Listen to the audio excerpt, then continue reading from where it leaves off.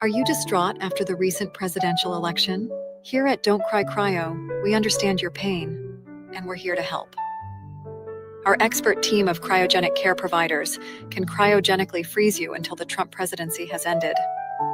No more crying, no more anxiety attacks, just blissful sleep until Trump is gone. When you awaken from your slumber, we'll even have a party ready and waiting for you.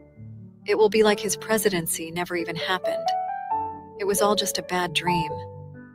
As an added bonus, you can choose the Vance add-on package. We'll extend your sleep for an additional 4 years at a 50% discount in the event J.D. Vance wins the next presidential election. Everything will be okay. We're here to take care of you in your time of need. So remember, don't cry, cryo.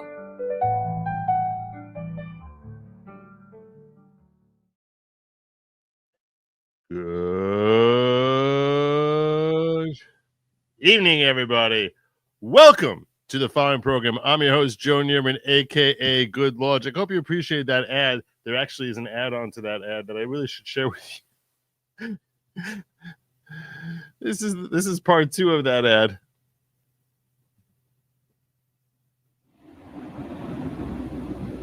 Where am I? Oh, please tell me it's over. Wait, something isn't right. This is your captain, Elon Musk. I want to be the first one to welcome you to Mars. No! Sorry, Donald Trump Jr. was just elected president, and he deported all Don't Cry Cryo customers to Mars. What the? Nice. There you go. Good evening, everybody. Welcome to the following program. Good Lawgic is your host, aka Good Lawgic. And today is Third Person Thursday. You may have noticed if you're in YouTube, land of the oppressed, that there's a goal up there, the 2020 super chats at $10 or more, that I'm going to add 5 more folks. I think people like the 5 folk ad. Good Lawgic managed to get his follower list under 1,000. He spent all day today just being like, no, you're gone. Fine. No, this one I can get out. Okay. All day, trimming and pairing and trimming and pairing and trimming and pairing. Where basically it was like, okay, if you're adding value, if Good Lawgic is being followed by you, they're not gonna cut you. But if you're not following, can't really be following you unless there's a value add. Elon Musk has a value add that getting updates from him benefits Good Lawgic. And you don't have to be that big. Beheezy. There's a value add there. Vigilant Fox. There's a value add. Certain meme makers. There's a value add. Certain politicians. RFK Jr. There's a value add there. But yeah, if you're not following me, I was like, yeah, be very, very aggressive. So managed to get it down to 993. Trying to keep under 1,000. That's the goal. Stay under 1,000. Because otherwise everything just starts getting all wonky on me. Everything gets all wonky. Good Lawgic does not like that. Does not like that at all. We should probably start with the first thing that came up in Good Lawgic's timeline yesterday for Third Person Thursday. And that was right after the show, was scrolling through TikTok and thought to myself, wonder what we'll come across if I just throw in a search for a hashtag Kamala. Hashtag Kamala. What will we get? What will the results be? And was astonished. Good Lawgic was astonished to see how many people on the left are thoroughly convinced that Kamala is going to be instituted and sworn in as president number 47. No, no, no, no, no, no, no. You might think to yourself, oh, you mean so then Trump would be 48 because Kamala will have a term of the 25th Amendment Biden and she'll have a term of like 60 days or something. No, no, no. They think the blue anons out there, they're very confident things are happening. Things are happening. It's subtle. It's subtle at first. Some of the stuff that they say, you're like, wait, what do you think is happening? What do you really think is going to happen here? What do you really think is going to happen? And this is what I'm talking about here. Like this, so when you work in Wall Street with a bunch of men on the trade desk, and you're more in touch with your intuition, because this is what it's women talking about their intuition. Talking about their intuition. Kamala is going to be sworn in on January 20th. She's going to be sworn in on January 20th, 2025. So she's more in touch with her intuition than all these men combined. Stay quiet. Be patient. Wait and see. They have no idea what's coming. You can tell from the badass music. A storm is coming. Oh, a storm is a coming. A storm is a coming. That's right. Oh, that's just. Do you know that? That was just. That was While I concede. That was just. All right. It was not just women, by the way. A couple of wacky men out there. I guess there were white dudes for Harris. Who knew? Who knew? This is a white dude for Harris right here. The Kamala Harris recount. Multiple investigations. Investigations are coming. All right. Never a dull moment. We got some breaking news. We have a little bit of a change to Vice President Kamala Harris's campaign website. If you go onto her website, and you'll see where you can donate to the campaign. You should just talk about all the different, because they tell you where all the money's going and stuff like that. Well, there's a new little part to it. That's the recount fund. The recount fund. That's all you need. You just need if you just have a recount. If you just get yourselves a recount, everything's going to be all better. Everyone knows this. Look, we learned in 2020. You never give up. You never give up. We had QAnon. They have Blue Anon. It's not a joke. They actually do. They call it Blue Anon. Kamala Harris is going to demand a recount. What's coming? Did you hear me? Mm? When I said calm down, when I said don't get stressed out about this, when I said she has not turned her back on this election or given up or truly conceded, I told you there was a plan in the background in the works. My main account got permanently banned from saying so. I said it on election night. There will be investigations that will show all these different illegalities that went through coast to coast. It will show Crazy interference illegalities from other countries. It will show. We didn't even think about the interference from other countries. All this stuff from 2016, 2020 combined times 10. Because now go to Argentina and Venezuela, and look up Chavez. Look up Hugo Chavez. Look what happened with him. Bring in Hugo Chavez. It's very compelling in court. In court, they want to hear all about Hugo Chavez. Start your lawsuits and start off with a paragraph talking about Hugo Chavez. It's very compelling. we also have China. We have North Korea. We have a much bigger band of idiots. But I said when she gave her concession speech that it wasn't a concession speech, and to read between the lines. She doesn't really concede. She doesn't really concede. So you have to read between the lines. She was... I'm conceding. On her website today. That little part changed. So be expecting to hear an official demand for a recount from the Harris campaign. I have to follow this guy. Expect to hear it as you hear of all these other investigations that are going on behind the scenes over the next couple of weeks, to be exact, over the next 72 days, like Joe had said 2 days ago. I don't remember saying that. From the beginning. Have faith, ladies and gentlemen. A prosecutor's not going to walk away from this amount of evidence with this much at stake. The recount is going to happen. Sign all the petitions you find, including the Revolution Washington petition. Obviously. Demand That's top of the list. investigation. It's already going. It's already happening, and but sign it anyway.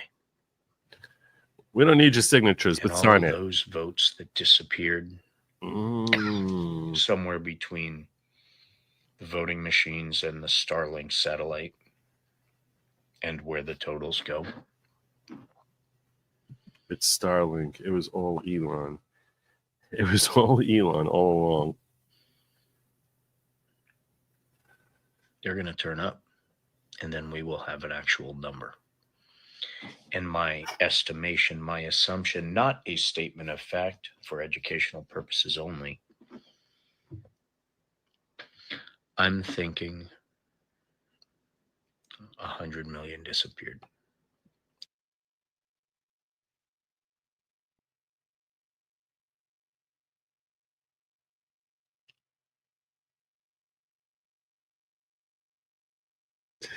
I love the seriousness. The seriousness before he throws out the number. How many? How many? How many times? So there was 150 million votes, and 100 million, give or take, disappeared. I'm thinking 100 million disappeared. That's just my guess. Let's see. Could be 110. It's in that. We're definitely in that ballpark. After the investigations are done, after the election results are thrown out, and our new president is named, Kamala Harris. Oh, that's okay. Phew, that one. Just stay diligent, stay educated, and be kind. Stay educated. Watch the investigations coming soon, and watch the recount. Everything's going to be just fine. Okay. God bless. God bless. Thank you for following my backup account. Please follow the other platforms as well, because they're coming after this one too. Oh, they're coming after this one too. God bless. Yeah, everyone's coming after that one. Obviously. So but he's not alone. He's not alone. You guys want to see more? There's more. Do you guys want to? We found more. Remember, Trump lost. Trust the plan, blue and none. That's precisely. It rings. I lived this. I lived this. I didn't listen to idiots like this. Sorry, Good Lawgic didn't listen to idiots like this guy. Other folks, but not idiots quite like that. I've seen examples of people changing their religion over this election. I can't consider myself an atheist anymore, and someone I respect a lot has turned to atheist. Yeah. It's a weird world. Don't make me watch too much TikTok. It rots the brain. We got only a couple more TikTok. Only a couple more. Sorry. And just like that, election fraud is now an issue the left cares about all over again. Takes it back to Bush Gore, Bush, Kerry, Clinton, etc. Yep. Election denial is happening. Krista Johnson, member for 2 months. You might find that his manhood in a bald lady's handbag. Joe, did you request inauguration tickets from your congressman yet? Yes, Joe has. Joe has made phone calls. No response. Clearly, Joe's congresswoman, Nellie Pooh. I don't even. not even joking, not sure how to pronounce her last name, spelled P-O-U. Is that Pow? Is it Poo? I don't. Well, anyway, so far, Congressman Nelly is treating me like poo. That's for sure. Nothing. Not even like a response. You know, brain cells for watching this. Is this more coming? You don't want more? You don't want? Do you guys don't want more? The lack of Democrat voters can easily be explained. No mass mail-in voting for drive-bys. Low information voters vote Democrat. Also, KH was the worst. Well, there's that.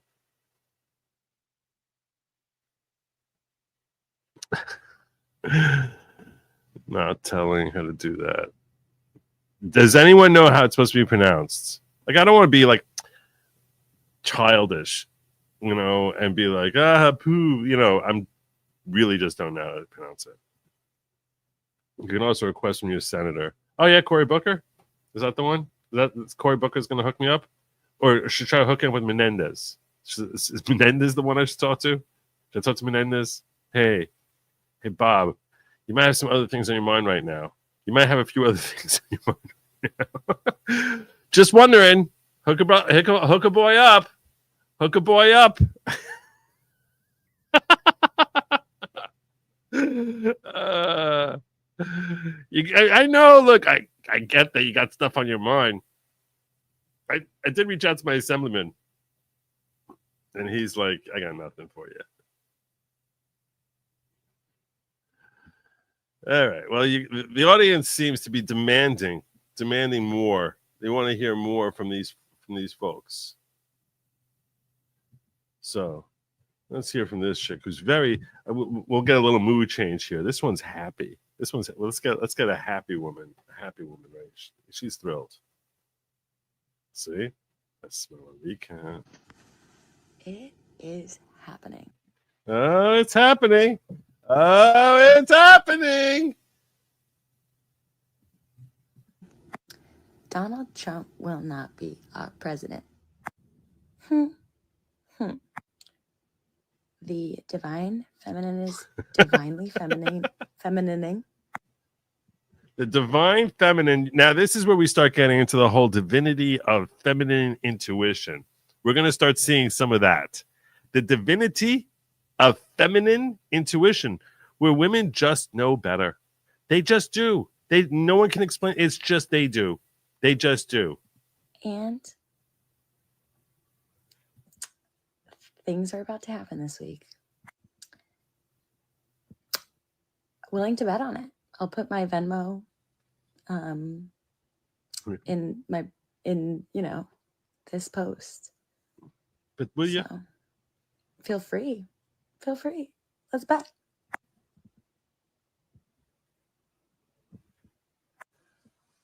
We're gonna have a female president. And that, my friends, is on The Light Always Wins. Female intuition is probably one of the most powerful things on this planet. Probably.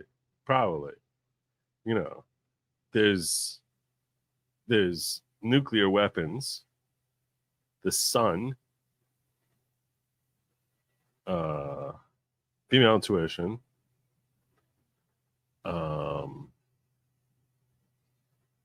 and that's pretty much it. That's pretty much the three most powerful things that we have. And justice will be served. Period.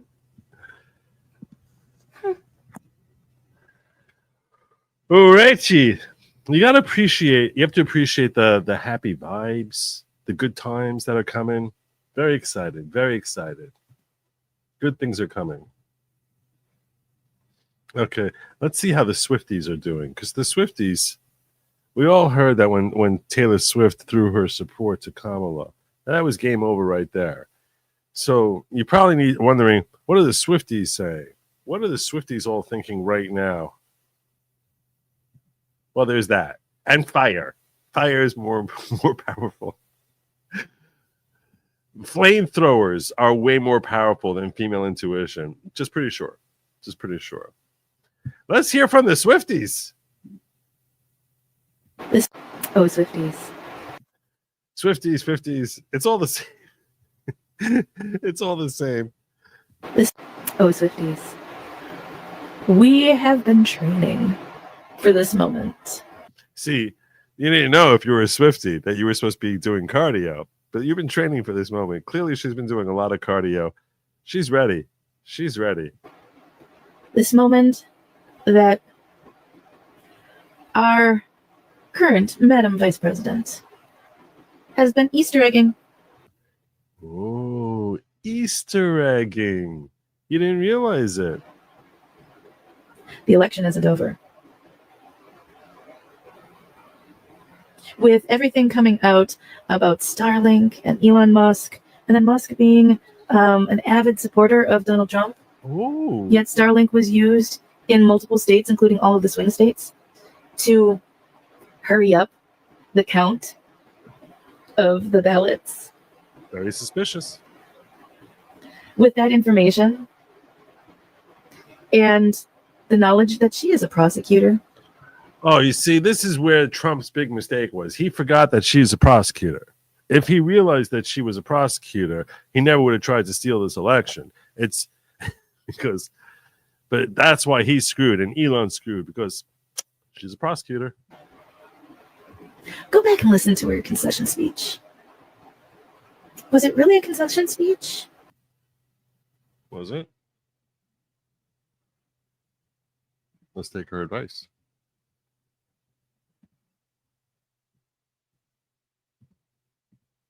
While I concede this election, I do not concede the fight that fueled this campaign. I thought that was a concession. I thought that was a concession. Wait, maybe it gotta be louder. Do we need? Maybe I misheard something. Maybe it's just me. While I concede this election, That's Kamala. That's Kamala Harris talking, right? I mean, that is Kamala. That's Kamala Harris. That's pretty sure. I think that's a concession. I think that's a concession, but okay. Prosecutor. Go back and listen to her concession speech. Was it really a concession speech? Look at the way that she walks Sort of. out. Oh. Look at the pictures of her sitting with her grandnieces playing Connect 4 Ah. with her hair pulled back in a bun. Ah. One of her grandnieces wearing a Harris Walls shirt. Ooh. No one thought about this whole thing.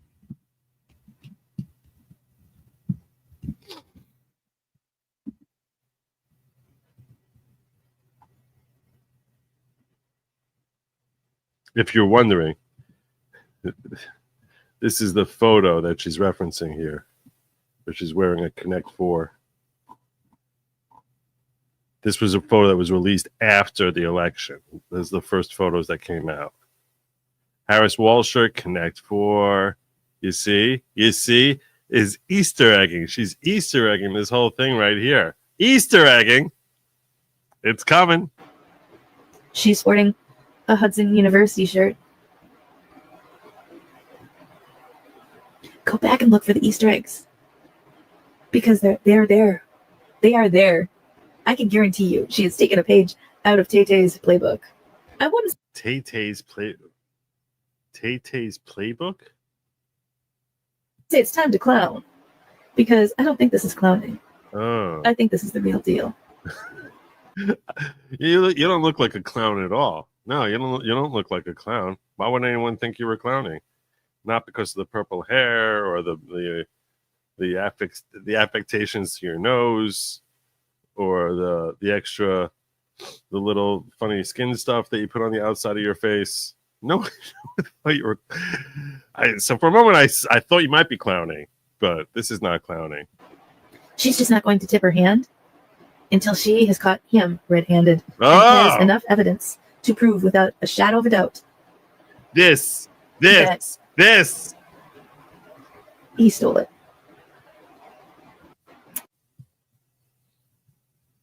It's totally coming. It's obvious. But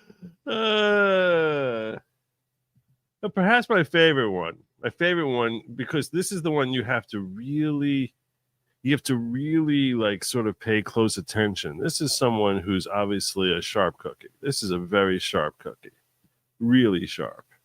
And this one knows what's going on. Not everyone knows what's going on. This one, there's the whole revolution that's coming, and all these people they're working together. It's like the Wiccans are coming out in force. The witches are coming out. They're dancing around the bonfires in the middle of a forest to the beat of a tom-tom. And they're ready to come. They are ready to roll. Oh, the women are ready to roll. Here they come. Let's make sure we can hear it as well. I don't want to miss any of this glorious goodness. Not to Whoa. You guys. It's 12 a.m. And I've been lying up in bed debating on whether or not to share this with you. I think I have to. You have to. No, you really have to. You do. Oh, my ears are ringing. So all this week and a lot last week, I've been talking to my very intuitive friends. It's so fun how we're pulling together behind the scenes to compare notes, to support each other. And what's so fascinating, I've spoken to 4 or 5 different, some of them creators on this app, some of them not, and some of them not sharing their insights publicly. And what's so for obvious reasons fascinating is how much we are getting the same stuff. And that right there, completely independent of each other, just with our own source, connecting to our own people. And we're getting the same story. Okay. So that's the first thing I want to share, that we are all tapped into the same thing. The second thing I want to... So it's not just me. We're all tapped in. We're all tapped into the same thing here. Share. It's the biggest thing, but it's more of a tease. I'm not going to give you a ton of this information because this came mostly from other people, but I will share what Spirit told me. Whoa, what, who? What?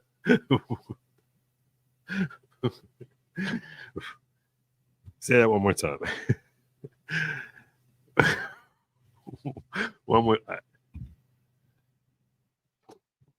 Thing, but it's more of a tease. I'm not going to give you a ton of this information because this came mostly from other people, but I will share what Spirit told me. She did say spirit. That was the word she said. This is what spirit told her. Okay. All right. Look, it's coming from spirit. You know, it's not coming from wind. It's not coming from earth or fire or water. It's coming from spirit.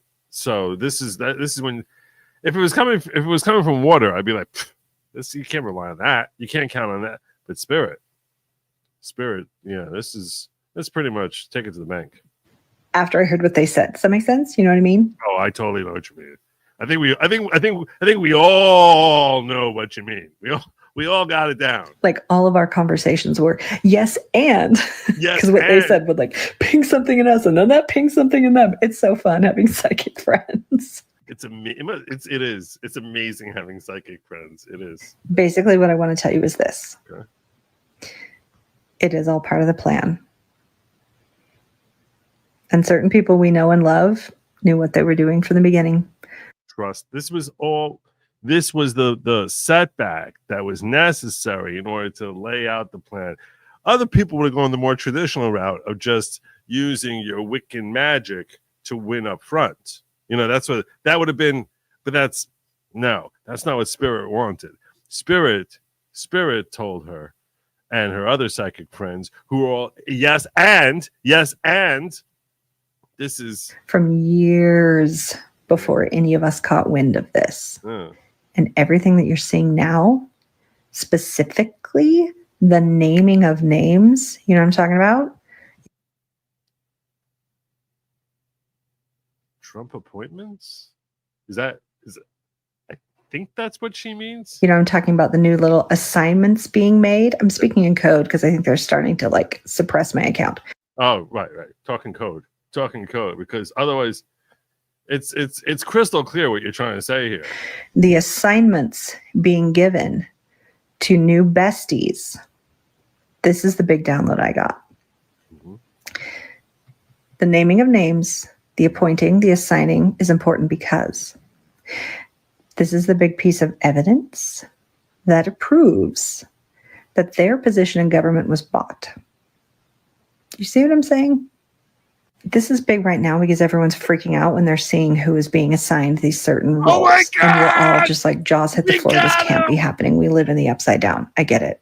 Bitches, that's what I'm telling you. They're letting it happen. Like, listen, we all want our queen to march up there on that stage and say she's caught the bad guys. We want this to happen tomorrow. I get it. But this is the long game. It's not even checkers, not chess. This is some game we've never even conceived of. Fizbin. It's Fizbin. It's like if you get a jack, that's jack of spades, then you need to blow apple juice into your friend's ear, except on Tuesdays when when that's when you have to that's when you have to rub your belly. It's a very complicated game. It's a very, very complicated game. Most of you wouldn't get it. Most of you wouldn't understand it. She's playing games you never even heard of. So that's all I'm going to say.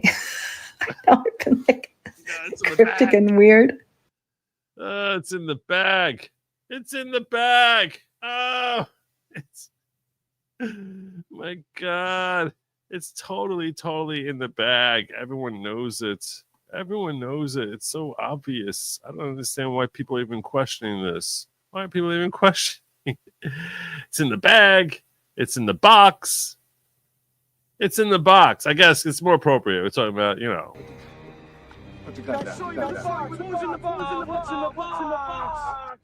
Everyone wants to know. Everyone wants to know what's in the box. What's in the box? She can't tell us yet. Can't tell us yet. But it's coming. There's one last one here. One last one. This one. One more psychic. One more psychic. Just so you shouldn't think that it's only one psychic who says this. No. Psychics are universally on the same page. The Fizbin is being played, and it's in the bag, and it's all being orchestrated, and everything is going to come together. Everything's kind of the hope. This is the plan. From the get-go, they couldn't tell us this from the get-go. This was all in the works. They could have just won the election outright, but instead they went through this whole thing because this is what Spirit wanted. Yes, this Well, that's not loud enough. We need it louder than that. flip will absolutely happen before any swearing in is done. This is something that is going to happen. This flip is going to happen before this swearing in. So there's no more constitutional oath for Trump. That's not that's write that off right away. Mid-November, okay? It's tomorrow. It needs to be said that I am a medium and a channel. She's a medium and a channel. I do also do astrology, but the information that I am getting is channeled from the universe and from spirits that would know. Okay. Well, see, Spirit, thank God Spirit is in communication with all of these different psychics. Thank God, because otherwise we would all be freaking out. Now we can just settle on back and let Spirit take care of it. I don't know. I went with Spirit. I went with Spirit to St. Louis, and I felt like I didn't feel very comfortable with what Spirit was giving me. But maybe that's because I'm not a medium. I'm not a channel. So maybe that's why I'm not a professional. We really need a professional. That's what I want. Are you a professional? Okay. This is officially speaking. I'm not just doing cards in my bedroom. I'm a professional. Oh, okay. Now I feel good. You're a professional. As long as you're a professional, I feel very confident that this is totally no one. I'm not sure why these professionals didn't tell us beforehand that it's going to look like she lost and then pull out the victory from the jaws of defeat. None of the spirits told us this beforehand, which they would have made life much easier if they just told us that. I'm a very experienced medium and channel. I read energy very well. I talk to spirit guides. Spirit guys. Spirit guys. Are you a spirit guy? Are you a spirit guy? Guys, if you're a spirit guy, all this is waiting for you. And I read soul contracts. Okay. Soul contracts.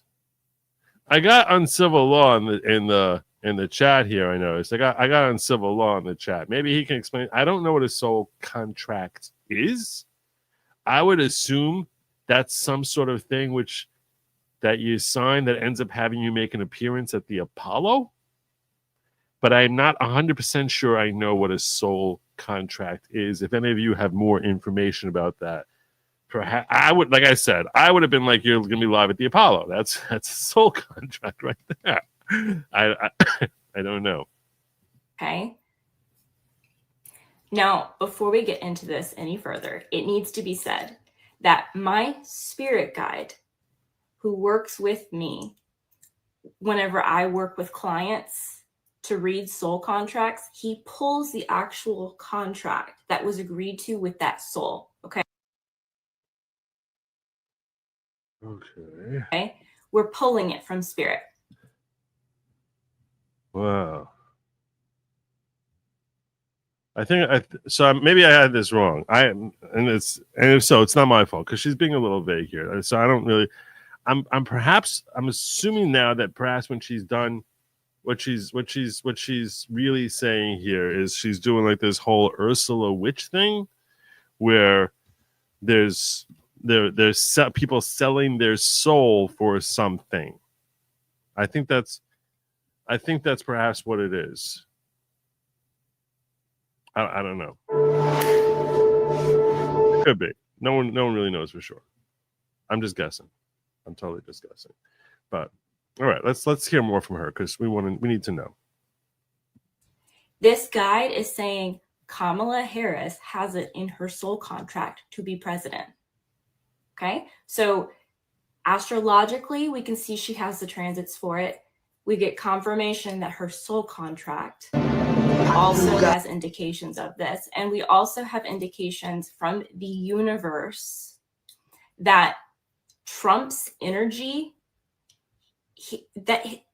his energy won't be allowed. He cannot go any further. Oh, his energy won't. This is a whole thing. If he only would have invested in that pink bunny thing, everything would have been fine. But his energy is just, it's not going to, he can't go any further. It's sort of like the whole time he's clanging, he's with the shades on, clanging on the drums, ching, ching, ching, ching, ching, ching, ching, ching, ching, and he's not going to, he's just done. He's just done. Big mistake. It looks weird right now. As we've said, the energy is going to flip. None of this looks weird. This looks like totally normal to me. This is business. This is just a regular Thursday. You're probably feeling this on mundane levels, but this is also happening on a worldwide stage, okay? The energy is going to go topsy-turvy. And that's probably why a lot of you are feeling so weird. Externally, what you're feeling inside does not match up. And that's why you're feeling so anxious and so scared. And you don't need to be. Try to take some time to ground this energy out. I know, believe me. I have PTSD. I have anxiety. I never would have guessed. She hides it really well. I know how hard it is to cope with this, especially when the external, when the external is not matching up, if you don't have support. Do your best to take care of yourself right now. Do anything you can to make yourself feel cozy. Ice cream, right? Haagen-Dazs. This. She's talking basically Haagen-Dazs and Hostess. Take care of yourself. Eat. A lot. High sugars. Talk to each other. Support each other. Cry. Go out and treat yourself to something. Okay. Like what? Because we earned it. Because we really earned it. Because, look, we fought the battle here. Okay? You got to take care of yourself. So there you go. There you go. Blue Anon is very excited. Things are in the works. Things are happening. Oh, the recount and the flipping and the investigations and the Starlink and everything and the appointments with Spirit Guide coming in here and Spirit talking not just to one or two, but like to all of their psychic friends also, because they have all the different psychic. Some want to say, some don't, for obvious reasons. For obvious reasons, they couldn't tell any of this before, but it's all. It's coming clear. It's coming clear. It's so amazing because did we sound like this 4 years ago? Is this what we sounded like 4 years ago? Because I certainly don't think it was. I don't remember hearing anyone mention Spirit. I remember hearing release the Kraken or unleash the Kraken. I never knew which one it was. Are we releasing it? Are we unleashing it? Is that really the same thing? I remember hearing trust the plan a lot. Trust the plan. And QAnon says that this is when the military is going to step in and save the day. And then Arizona is going to flip. And that's when Pennsylvania is going to recognize that Georgia was mistaken. And they're going to change their votes in Michigan. And then Giuliani's going to come in there. And that's when Bill Barr is going to snatch it all closed and flip and throw Obama in jail. Some of you may remember reading this stuff. Some of you may remember Lynn Wood, massive superstar, Sidney Powell. They were just filled with lots of details about how everything was going to go down very soon. You just trust the plan. Oh my God, trust the plan. Trust the plan. The problem is some of you didn't trust. If more of you trusted the plan would have gone through faster. It's still in motion. See, some of you figured that the plan was just going to be like zippity-doo-dah. No, it's a very drawn-out plan. This is like we're on stage 11 of the plan right now. You're going to see. You're going to see. You should gloat at work. You should. You should stop worrying about other folks. This is your time, MAGA. This is your time. No one's standing in your way. Spirit Lawgic feels these contracts and well, yeah. I gotta call out one person here who just hit me up hard. Melanie, as we say down south, bless her heart. Amen. Bless her heart. Oh, bless her heart. Oh, bless her heart. Bless her heart. Oh, bless her heart. Also, I need to thank Melanie for gifting not 5 or 10 or 15, 20 good Lawgic memberships, 20 new members of the following, 20 new people who understand that this is a mission, that this is not at all a cult, type of cult, that yours truly, good Lawgic, is not the leader of the following, just your host. Just your host. Also recognizing that the following is about community unity leadership training, that it's not at all a cult, type of cult. No self-harm, no harming others, no tracksuits that are mandatory, no Kool-Aid, no dancing around bonfires with other Wiccans in calling for Spirit to be their guy. No squirrel mutilations, no goat sacrifices, no throwing none of these virgins into volcanoes. No. It's just about community, unity, and leadership training. That's going to bring us to greater personal growth. God bless you. Those of you who were gifted courtesy of Melanie, I appreciate. If you could kindly express your gratitude. I tried pulling up the lists, but kindly express your gratitude. Oh, was it? Oh, it was gift. I did get it. Let's see what we got here. Look at this. Christine McCoy, gifted membership courtesy of Melanie Heidick. Ray K, JM, Jason Who, Skylar the Creator, Gary Warren, SKL, Ramfist, Scott's Life, Danette, Anon Hamster, No Jabski. Yeah, that's part of the following. You see, you belong in the following because there's no stabbing yourself with the jabby jab in the following. That's because it's not at all a cult.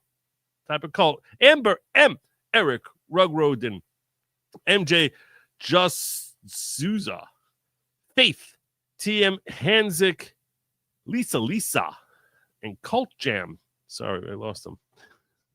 Maybe not Cult Jam. And then it jumped on me and I couldn't see any more of them. All you guys and those who I missed, I'd appreciate if you can please express gratitude to Melanie for a very generous donation. Thank you, kindly. Let me catch up on some of the other chats, because there were a whole bunch that came in here.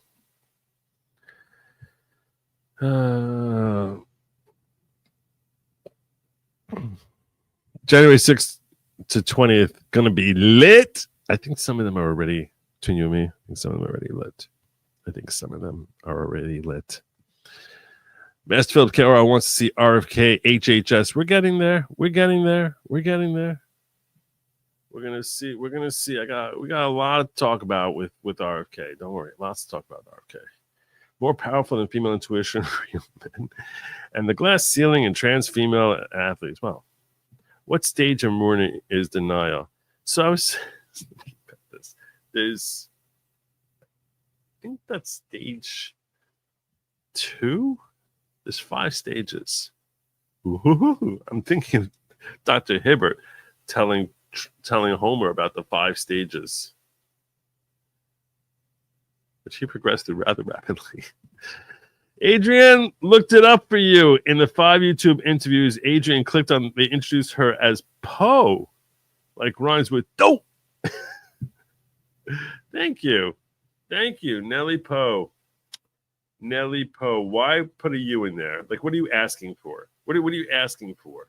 Seriously. Nellie Poe. Thank you for looking up for me. Appreciate that. I get it now, Joe. I see what you're doing. The following is a MAGA propaganda show. Our next step is to repeal the 19th. I'm in. Lead on, fearless leader. No. Not to repeal the 19th just yet. There are other steps first. Trust the plan. OMG, we do not need KH to become another Hillary because she's so salty. NBC should have left the wine glass in that pick instead of leaning over. I'm going to tell you what. I'd be shocked, I say, if Kamala actually tried disputing this election. These are just some of her wackier supporters who were watching there. But I not feeling as much as she might want to play Connect 4 or some other game that no one's ever heard of before, that only she knows only she knows the rules to. I'm not really thinking she has any insight or perspective as to how she can flip this scenario around. So, what's the shot leader? The spirit told her is called vodka. That's probably true. That's probably true. Where people will go to believe what they want. Denier much? Election deniers? Yeah. I think we're witnessing the bargaining stage of grief. That's what it is. There's bargaining, and it was in there. There was bargaining. Bargaining was in there. Can we do something to get these people real help? Their folie à deux is seriously, I don't know what folie à deux is. Is that folie of the day? Folie à deux? It's seriously disturbing. They scare me. They don't scare you. Ooh, spirit Q. Joe, what's the over on these witches with a B are bald on election day? Also, spirit guys are what you talk to and real guys won't. What? Wait. You think the struggle is a struggle there? You think there's a struggle there? No. Tammy says, uncivil law knows all. Please let us in on soul contracts. Yeah, we need to know uncivil. Poor unfortunate souls. Why didn't they warn the 4 Bs before they went bald? By Chess. I don't know. Soul contract, what you read when you're 2 and freaking saints get married to a not soul guy. Soul man. I think Salem had the right idea. You know, I didn't pull this up, but I probably should have. Why not?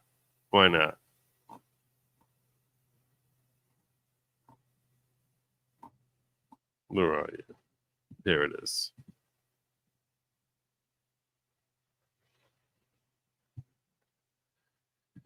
All right, let's do it. Those of you who are saying, like, abolish the 19th. So apparently, in some Congress somewhere, this happens.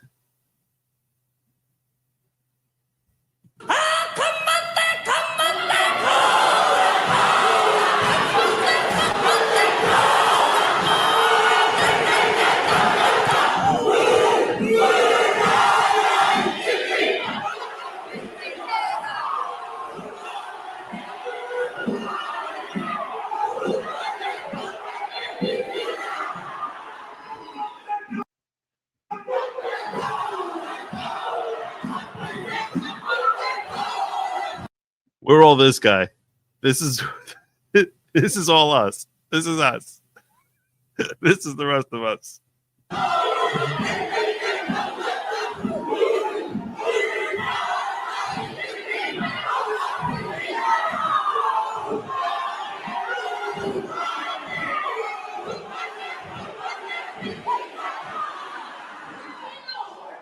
The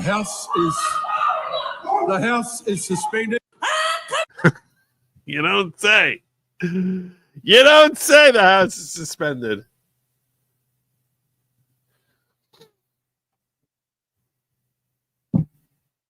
I saw it. No, you did too.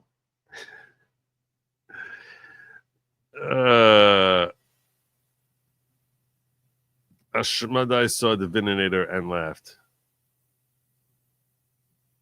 Divinator? No. He saw Ashmadai is the king of the demons. Brought down in Talmud. I saw a funeral. He saw a wedding and cried, and then saw like a guy asking for shoes to be made that could last 7 years, and he laughed. Sorry, Halloween Spirit shut down for the year. Even the customer service isn't talking to anyone right now.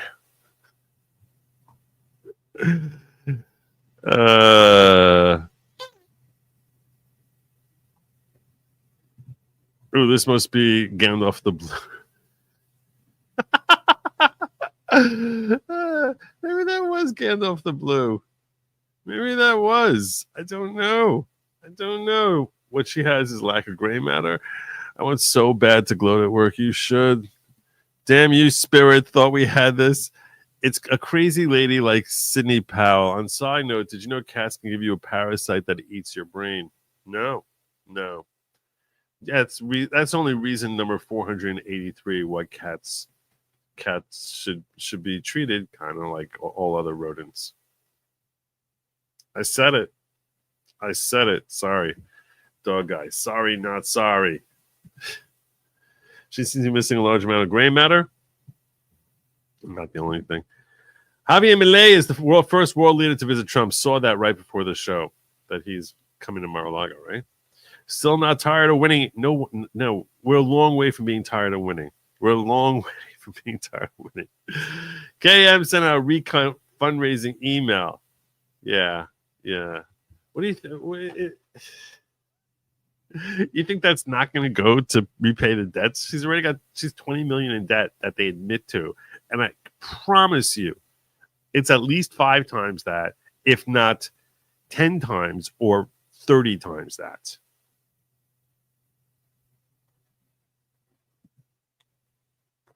So the Kraken, they got Blue Karen. Nice. All this winning, gonna need a nap. Elizabeth Chatwood. Elizabeth thinks this week has been a political advent calendar with great surprises each day. That's true, Elizabeth. Elizabeth can't wait for the FBI director announcement. Elizabeth's really hoping it's going to be Kash Patel. It's going to make this meltdown over Gates look like a toddler temper tantrum. It's not just Gates. They're having a meltdown of all meltdowns over Bobby Kennedy Jr. They're having meltdown over. They do not like Bobby Kennedy Jr. They don't like Gates, and they don't like Bobby Kennedy Jr. Big fans of Rubio. Big fans of Rubio. Charlie Sheen for head of DARPA. What's in that target plug? That's the Haka, must be New Zealand. Very good. Very, very good. Correct, Sun Wukong. No idea what the Haka is. No idea. What did I just say? Klingon mating ritual. That soul contract was through the Bank of Beelzebub, just saying. Maybe we've seen people who are like actually carrying out the soul contract. No idea. They're calling spirits to come find their soul contracts. And you're on Rumble now. I want to give you money. Of course I'm on Rumble right now. Of course I'm on Rumble. Curious Angel says, tomorrow's full moon. It might all happen then. These soul contracts are coming due. They're all gifted, but I'm more impressed with your ESPN, Joe. Yes, my ESPN is amazing. My ESPN is awesome. It's off the charts. My ESPN. It's crazy. It's crazy. Okay, look. Here's the deal. The first real friend I had was named Sandy. He's still a friend of mine to this day. I was 6 years old. Sandy had a younger brother. It was him, his younger brother, his mom and dad. His parents, this is relevant to the story, his parents were both deaf. Sandy and his younger brother were not, but his parents were both deaf. They had a cat named Charlie. This black cat with a white belly. Charlie did not like anyone under the age of 20 and was a very aggressive cat. So I used to go over to Sandy's house and play video games and hang out there, and his cat would sit under the kitchen table because they had a kitchen that sort of led into the living room where we'd be sitting and playing video games. Sit there just staring and staring and staring. And if Sandy was there with us, Charlie stayed under the table. But every once in a while, his parents would get a phone call. Now, back in these days, this is like the mid to late 70s. Back in those days, what they had for deaf people was this. They had the phone mechanism they had set up there was first because they can't hear a phone ring. So their phone is hooked up to this light system that sort of starts flashing when there's a phone that's coming in. And then they sort of would have like this typing type of thing where they would type in and talk back to the other deaf caller. And this is a way that deaf people were able to call each other on the phone. Whenever that would happen, Sandy had to go into the other room because his parents, I guess, weren't good typists or something like that, and he would be the one to type it out for them. Sandy was very smart, by the way. So Sandy would, and what would happen is invariably Charlie would sort of skulk out and literally start chasing me around the room as like an 8-year-old. There's one time that cat chased me through the entire friggin' apartment. I'm jumping over bed, down to bed, over bed. It's chasing after me. That cat, I never got bitten by Charlie. My friend Kenny, he had that cat clawed it into his knee with its teeth stuck into his knee and just claws all over it and basically trying to get him off his leg. And the cat's swinging around like a rag doll as Kenny was trying to get him off his leg. So many times, I can't even tell you how many times that cat chased me around. Scared the bejesus out of me. Really did. Really did. So when I tell you that I have an aversion to cats, you have to appreciate it. Really goes back to childhood where I was just like, no, cats are evil. They're demonic. There's something wrong with cats. Now I can understand that some women think they're furry and stuff like that. And I understand it. I understand I can understand the attraction some folks have to cats. Get it? I get it. But yeah, that aversion was embedded in me from the time I was a little kid. That's not going away. Saw a wedding, the groom was going to cry. A divinator looked for, yeah, that's why he was crying. Right. A divinator looking for gold, but didn't see the treasure under his feet. Oh, I forgot that part. Man who once cheated 7 years that wouldn't live 7 days laugh. Look at you. Look at you. Quoting Talmud at me. Quoting Talmud, Sun Wukong. Respect the battle cat joke. No. Charlie was demonic. And when I heard Charlie died, I was like celebrating. I love cats. They taste like chicken. Yeah, there you go. Nice.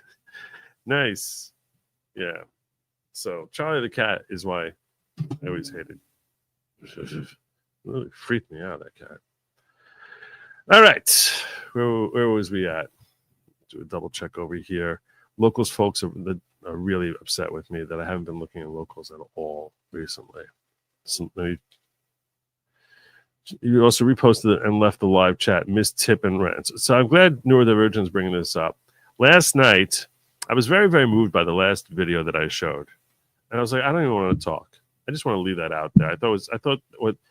If you didn't watch the last 5 minutes of the show there, I played a video of a gentleman talking to Congress about why it is that people like him should not be destroyed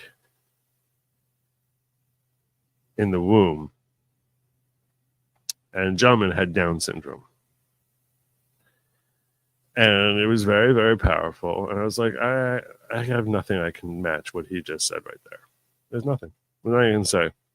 And I just sort of logged off. And after I logged off, I felt badly. A couple of reasons. One is because there were some chats out there that I hadn't gotten to. Number two, there was a guy named Charles Coe who gifted 30 memberships. After I shut down or while I was shutting down, I'm not sure. But anyway, I want to express my gratitude to Charles for that and express my apologies to those of you. Well, first and foremost, Charles, I really appreciate it. It was very, very generous of you, and I appreciate the support. And those of you who saw afterwards that you were gifted, if you can express your gratitude to him the next time you see him, I'd be appreciative. Secondly, to those of you whose chats I missed, I apologize. But I'm glad. I appreciate you bringing that to my attention, Neurodivergent.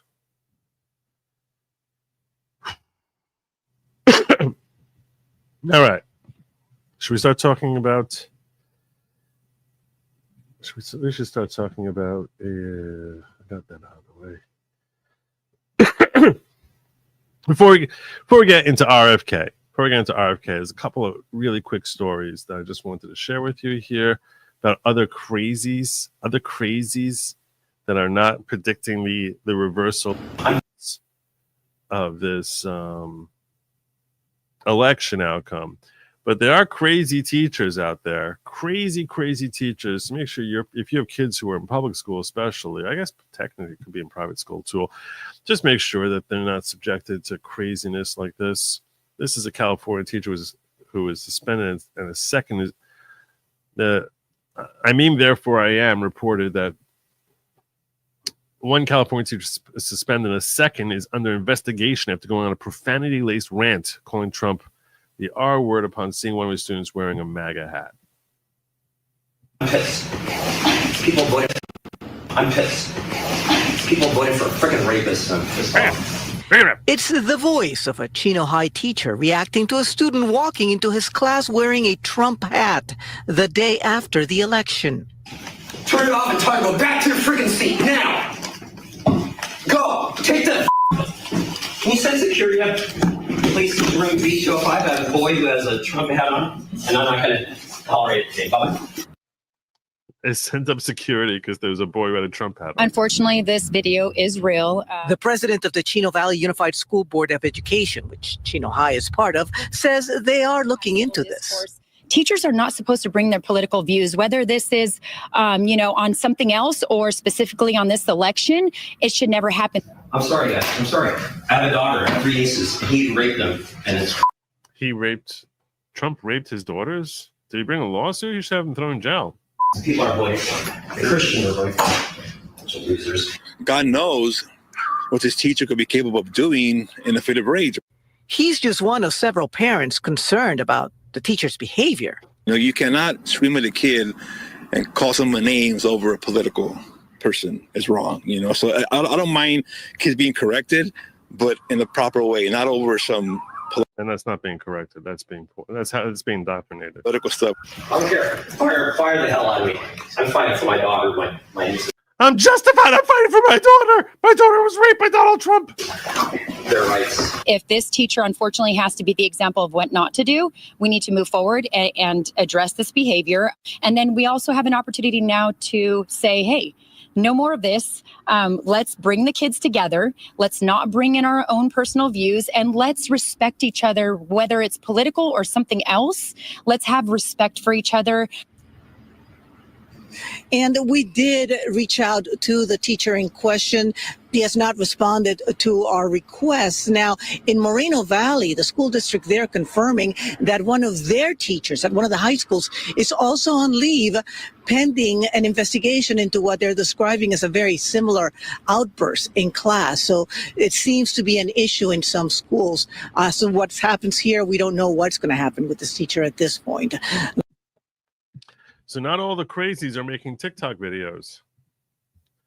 Some of them, well, at least not intentionally, some of them get caught and placed in TikTok videos. Not sure if this is the other woman. No, this is a Connecticut teacher. Connecticut teacher resigns after threatening Trump supporters in a Snapchat video. If you want to fight me, text me. In the now viral video, Chapman School special education teacher Annie Dunleavy threatened to fight and hurt people who come to her and tell her they voted for Donald Trump. Wow. She's living in gangster paradise. You just look at her. She looks like gangsta. She looks so gangsta. So gangsta. Keep spending most of our lives living in a gangster. Neither the are you guys. Just because you won doesn't mean we don't remember who the you voted for. And just please don't test your gangster on me, because you will end on a stretcher. I will finish you. I will finish you. Gone. You will end on a stretcher. Forever. Oh, forever. Oh, this is not going to be fisticuffs. This is going to be something more serious than that. You're in a stretcher forever. I'm gonna paralyze you. Don't test your gangster on me, because you will end on a stretcher. Gone. Forever. So serious. Nobody talk to me unless you want to swing. If you want to fight, text me, call me. Whatever. Those who know you say you love teaching. How hard is it to walk away from that? It's hard right now because, this is not who I am as a professional or who I am as a teacher. I've devoted my whole life to this, preparing my whole life. I always wanted to be a teacher from the time I was a young child. I finally worked my way up to that. And we should put you in special forces because you gangsta. I am well respected, which I appreciate. Not so much anymore. I love my students. I love their families. I love the people I work with. What about the ones who voted for Trump? Do you love them? And I'm just trying to do what's right now to get my to avoid being fired. Life back on track and get back to what I love, and it's my biggest passion in the world. What's your message to those parents? Those parents, I am so sorry that you had to see that side of me, because the only side of me I ever wanted you to see was what you saw and what I did for your kids and what I did. Did you hear what she said? What is she sorry for? What's she sorry for? It's my biggest passion in the world. What's your message to those parents? Those parents, I am so sorry that you had to see that side of me, because the only side of me I ever wanted you to see was what you saw and what I did for your kids and what I did for you. And I hope that I was always a support and always did everything that I possibly could for you. And I promise you that I intended to, and I did everything I could to be there for the families and the parents, and just how sorry I am that now this is out there and they have to see this side of me. She's sorry that she got caught. She's not sorry she did it. She never once said she's sorry she did it. She's not apologizing for what she did. She's sorry that people saw it. And that means she's sorry she got caught. She's sorry she got busted. She's sorry it got recorded. She thought it was Snapchat. Snapchat tends to disappear. She wasn't thinking, oh my God, someone's going to see this. That's what happened. Even now, even with all the tears, and I'm sorry. No, you're not sorry. You're sorry that people saw that part of you, which is still there, that you're basically a psychopath. I'm sorry that you all realize that I'm a psychopath, but I still am a psychopath. Don't feel any regret about that. Have zero intention to ever change that part of myself, because I don't feel bad about that at all. I'm just sorry people saw it. I'm so sorry people had to see that side of me. What a self-involved, sick individual this woman is. You're a sick, sick, sick human being. I'm so sorry people saw that part of me. And it's terrible that people saw that part of me because I worked so hard to hide it and extend myself for children. I worked so hard to hide it. You're an idiot. If you any superintendent or principal who hires this woman is a moron. Or no less evil. Thank God. So sorry people saw that. I can't believe people saw it. That you saw that side of me. I have two more stories I want to get to. They're very short stories. And this is talking about the cultural change. Let me cover this real quick. These are happy stories. Happy stories. The rest of the show is happy. The rest of the story, the rest of the show, the rest of the week, because this is the last show of the week. The rest of the week is just happy. Lots of happy. All right. Let me get to let me get some of these chats.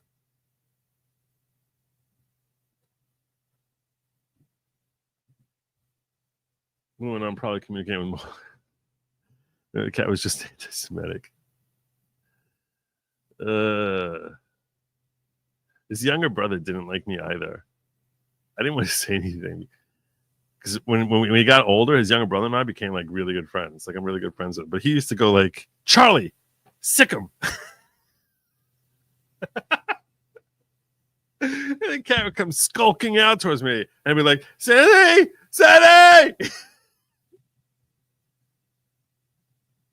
And they would take Charlie and throw him and lock him in a room.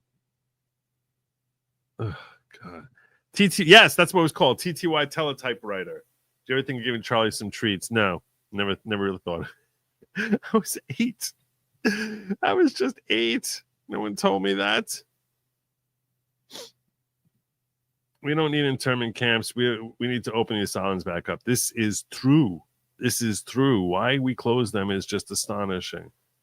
Everyone thought that the asylum was like Arkham, where people were being tortured or something like that. Maybe they thought it was like Girl Gone. I don't know what's happening. Not that I ever saw Girl Gone, but have you considered Charlie didn't like kids because not meaning to, they actually mistreated him, so Charlie acted out when he could or cried for help?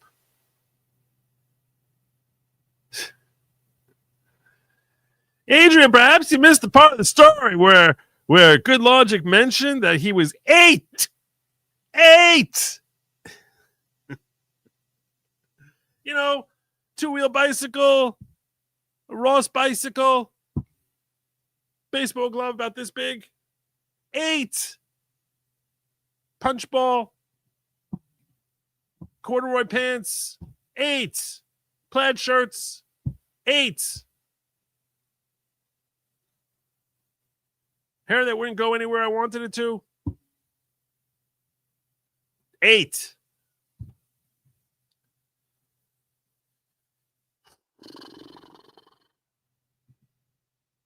Teachers commies because they're activists or because they have power complex. Also, not fair for special needs students that have special needs teachers. That's true. Well, you're asking here, which is the chicken and the egg? Because you can ask why they become teachers. Why do they become teachers? It's like a power trip. Good Lawgic once read this whole book about why police officers become cops and the power trip that they're looking at, the insecurity and power trip that they're looking at. It was a book on how to beat a speeding ticket, but it was psychoanalyzing why someone becomes a cop and how you can use that typical psychology of most police officers to aid you in avoiding getting a speeding ticket. So I think, some of them have to do it because they actually care about teaching. Like they like the idea of it. So when Trump gave special needs person a position admin, Elon head of Doge. Yes. Yeah, that's what he was doing. He was giving back. Afuera! Get rid of that woman. This is a common refrain for teachers. Yes, just sorry they got caught. That's exactly what she's saying. See, Kat was just following orders. Viva's just I see what you did there. That the cat was anti-Semitic. It was following orders. That was pretty good. Dear leader, we shall pray to Charlie the cat that he may find peace in the afterlife and his soul move onto the light. Oh, his soul didn't move onto the light fast enough. I think he died when I was in high school. I was like, thank God that monster is the world is rid of that monster. All right. All right. Whose birthday did I miss? I'm peeking over here. So someone says happy. Slotty Pie. Slotty Pie! Happy birthday, Slotty Pie! I think that was yesterday, right? Someone told me yesterday that I missed saying happy birthday to Slotty Pie. Well, I'm going to say now. Happy birthday, Slotty Pie. Happy birthday to you.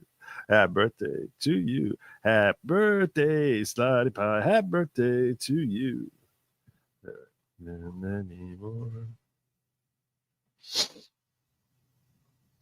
All right, I told you the last two stories are going to be good. I'm going to be happy, and then we're going to get into Bobby Kennedy.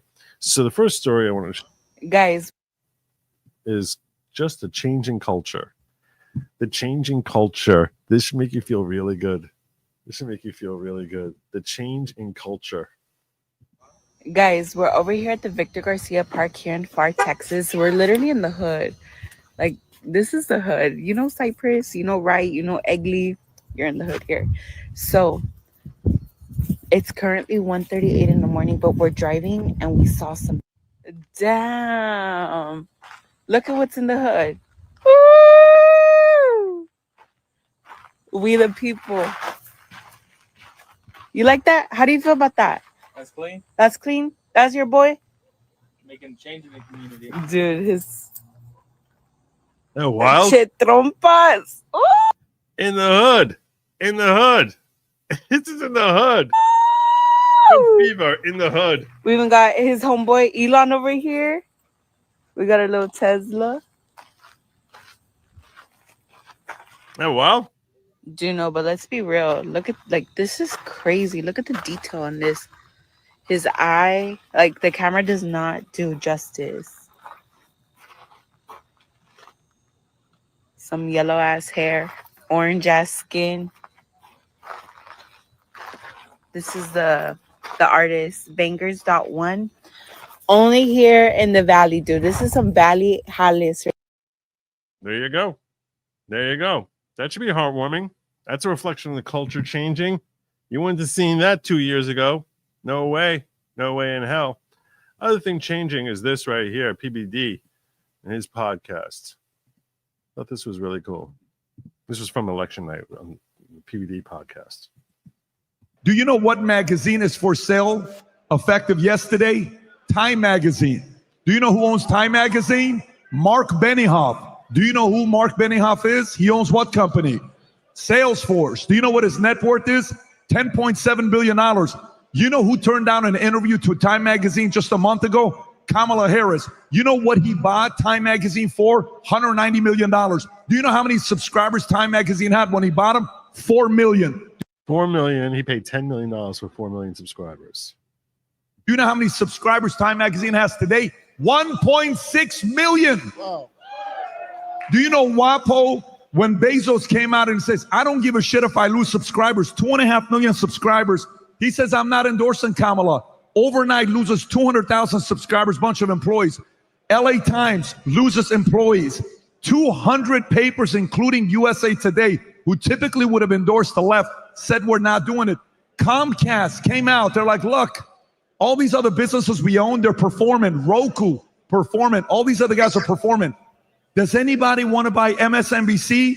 And I was like, no. They can't sell it. They've been trying to. They can't. Does anybody want to buy CNN?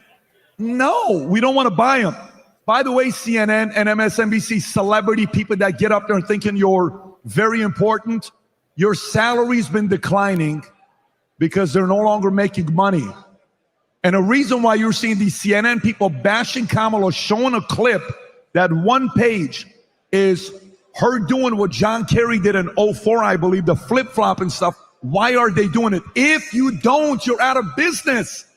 If you're the only reason they bashed her at all, and they did bash her a little bit, was because without that, they're out of business. He's spot on with that.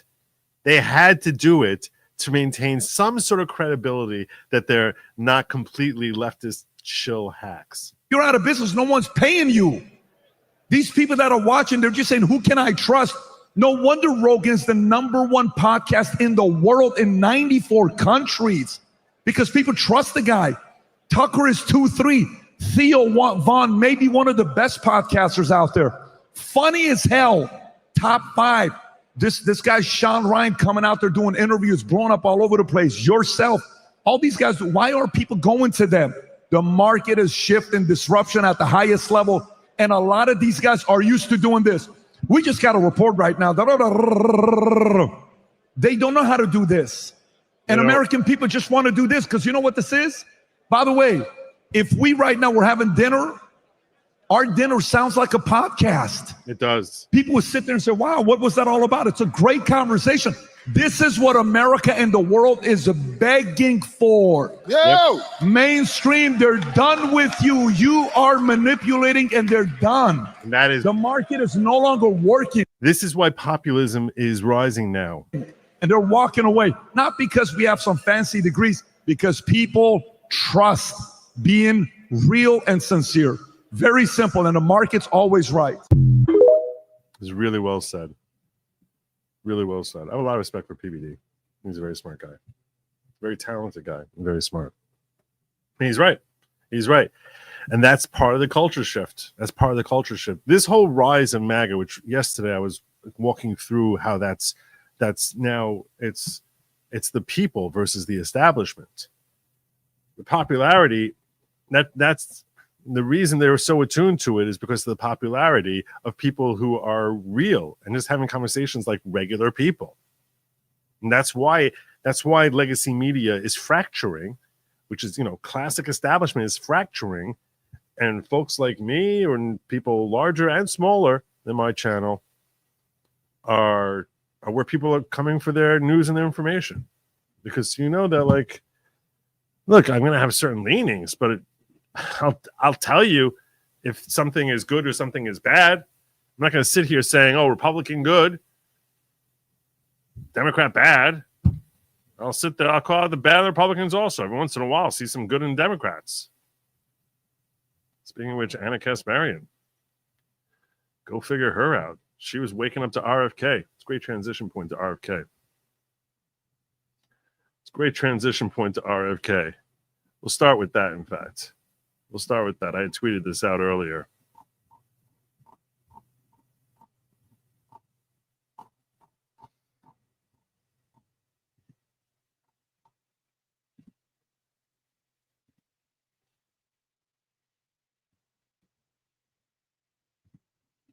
Side, because guess what? They've never heard your side because you keep it hidden in a cave. Right. They just assume that.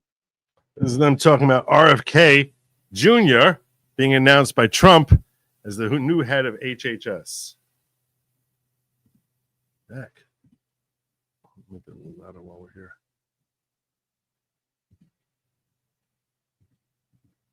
That we should take their word for it without having to hear, any explanation or having them provide any evidence to basically debunk some of the claims that are being made. So you make a good point there. But Jake, I am not naive, and I know that if he gets confirmed, things could go south. But there's also a possibility that a disruptor in this government agency could be a good thing. Because honestly, when I look at the FDA, for instance, there is a lot of corruption with the FDA. And by the way, we should all be asking, why is it that we live in a country that has all these regulations supposedly, but every week you hear about a listeria outbreak in our food, you hear about E. coli outbreaks. I mean, it just goes on and on. Food being recalled all the time because of these issues. And it's because of the lack of regulations that the FDA is totally willing to provide cover for, because they've got some cozy relationships with industry as well. And so when I read about how, RFK Jr. will be tasked with rooting out corruption within this government agency, that kind of rhetoric excites me. And if they actually carry that out, I mean, that could be a legendary part of Donald Trump's administration. Legendary part. This is TYT. Legendary part. I know the leftists who watch that show are freaking out that she's being red-pilled.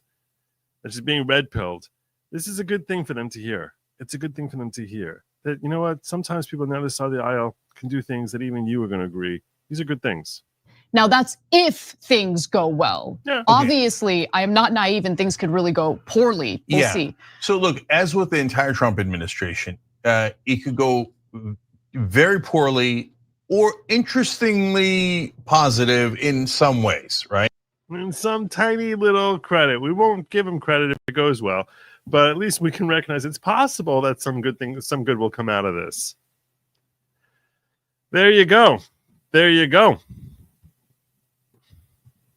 This was his statement that everyone should see. I may play this before, but it's now that he's been appointed the head of HHS.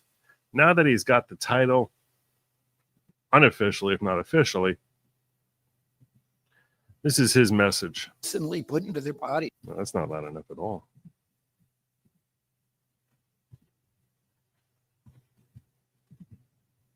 This is what most Americans innocently put into their bodies these days, and most alarmingly, into the bodies of their children. And it's no coincidence that Americans die earlier than Canadians or Germans or Italians or Japanese or Koreans or Australians or most any other comparable country. And it wasn't always that way until the early 1990s. Our life expectancy was the same or better than other developed countries. Then suddenly, more and more Americans began suffering from chronic diseases, from obesity, cancer, diabetes, kidney disease, Alzheimer's, heart disease, and all kinds of autoimmune diseases. Our maternal mortality rate soared to the highest of any developed country on earth. Same with infant mortality. Like the frog in the slowly boiling water, we didn't really... Return of the Frog's gay! I don't like it! I don't like it! Really notice as we got sicker and sicker. We've grown now to accept chronic disease conditions as normal. But now in I'm pretty sure I showed this before because I vaguely remember doing that when I saw that frog. That's okay. 2024, we're finally waking up to this cataclysm and we're asking ourselves, how in the world did this happen? A big part of it is our diet. Restaurants that serve contaminated food are fined or shut down. But when it's the government that approves the poisons in our food, a few people get very, very rich and the toxins end up in every supermarket aisle. Let me show you what I mean. Doritos, Cheez-Its, Captain Crunch, gummy bears. Everyone knows that these are junk foods, so maybe you wouldn't be too surprised to see that the ingredients include a lot of poisons, including a harmful yellow dye called tetrazine, or yellow dye number 5. What you may not know is that this dye was originally made out of the sludge that's left over when you turn coal into coke for blast furnaces. It's called coal tar, and I've actually sued many big industries for legacy contamination of coal tar all around the country because it's so toxic and it's so harmful to the environment and human beings. A century ago, it was just an obnoxious industrial byproduct that everybody was trying to figure out ways to get rid of. One of the ways that they did that was by paving roads. But then a British chemist figured out that the coal tar could be used to derive fabric dye. And if fabric dye, why not food? Food manufacturers began using it to cover up the discoloration of low-quality foods that they wanted to pass off on unsuspecting customers. They didn't know back then that this yellow dye, tartrazine, causes tumors, asthma, developmental delays, neurological damage, ADD, ADHD, hormone disruption, gene damage, anxiety, depression, intestinal injuries. Well, we know it now. We've known this for decades. That's why tartrazine is heavily restricted in other countries. In some countries, foods with tartrazine have a warning label that it may cause ADHD in children. Today, it's made from petroleum, not coal tar. Either way, it's crazy to add this to your kids' favorite foods. It doesn't even change the flavor. This yellow dye isn't just in junk food. It's in the foods that we consider healthy. It's in everyday kids' snacks like popcorn, mac and cheese, fruit snacks. It's in sports drinks like Gatorade and so-called vitamin water. It's even added to chicken broth, to corn, to pickles, to mustard, and to yogurt. And so, of course, our kids get sick. And we lovingly feed them chewable vitamins, which have, surprise, tartrazine. And so the cycle continues until the coughs and asthma kick in, at which point you go to pick up some cough syrup. And yeah, you guessed it, tartrazine. I've been picking on tartrazine today, but that's just one of at least 100 chemical poisons that our health agencies allow into our children's food. I can make a video just like this to talk about Red 40, BHA, BHD, potassium bromate, chemical after chemical, and on and on and on. If just one of them can cause all of these problems, imagine what they're doing in combination. That has never been studied. If we took all of these chemicals out, our nation would get healthier immediately. We'd have fewer sick days. We'd have better focus. We'd have less anxiety. Our kids would learn more easily. We'd lose weight. We'd have more energy. We'd have fewer tumors and longer lives. It's not all dark. Over the past 16 years, the government has banned 8 chemical additives that cause cancer, genetic damage, asthma, and many of the other health conditions, as tartrazine does. And you know what's interesting? All 8 of those crucial steps forward in our kids' health were taken under President Trump. Anyhow, so the point is, and now he's going to basically talk about Trump, and we all know how great Trump is, so I don't need to share. And I did share this video once before. I'm like 98% sure. The point is that this is his pet project. This is what he wants to get rid of. And as head of the FDA, Food and Drug Administration, well, not head of the FDA, he's head of the HHS, but they oversee what's happening with the FDA as far as I know. That has to be great news for everyone. You would think, and yet X is going nuts. The left is going nuts about the idea of RFK Jr. being the head of HHS. They hate this guy. I mean, they hate him. So I want to look at it in just a moment. Before I get to that, let me cover some of these chats here that came in. I bought a red hat off eBay. It says, relax, just a red hat. Nice. Oh, that's pretty funny. It took me a second. Like, no, it's not Mac. That's funny. The pendulum is swinging back, baby. Yes! Trump was for the tortas. If you know, you know. I don't. But I believe you. Matt Skinner. Right, has so many good podcasts and streamers to follow. They're all upbeat and relevant. It's true. And I'll tell you something else. By the by, most of us like really admire and respect each other. It's very rare to hear a podcaster, bashing on the right, bashing another podcaster on the right. Now, that's probably true on the left too, but there's a very deep respect about the talent and ability and good faith efforts of various podcasters across the spectrum. And it's a very positive environment. All in all, it really is a very positive environment. The market isn't always correct. Plenty of good products get overwhelmed by superior marketing. See beta versus VHS. You're right. It's not always correct, but it does pretty well. The market does pretty well. The market. Now,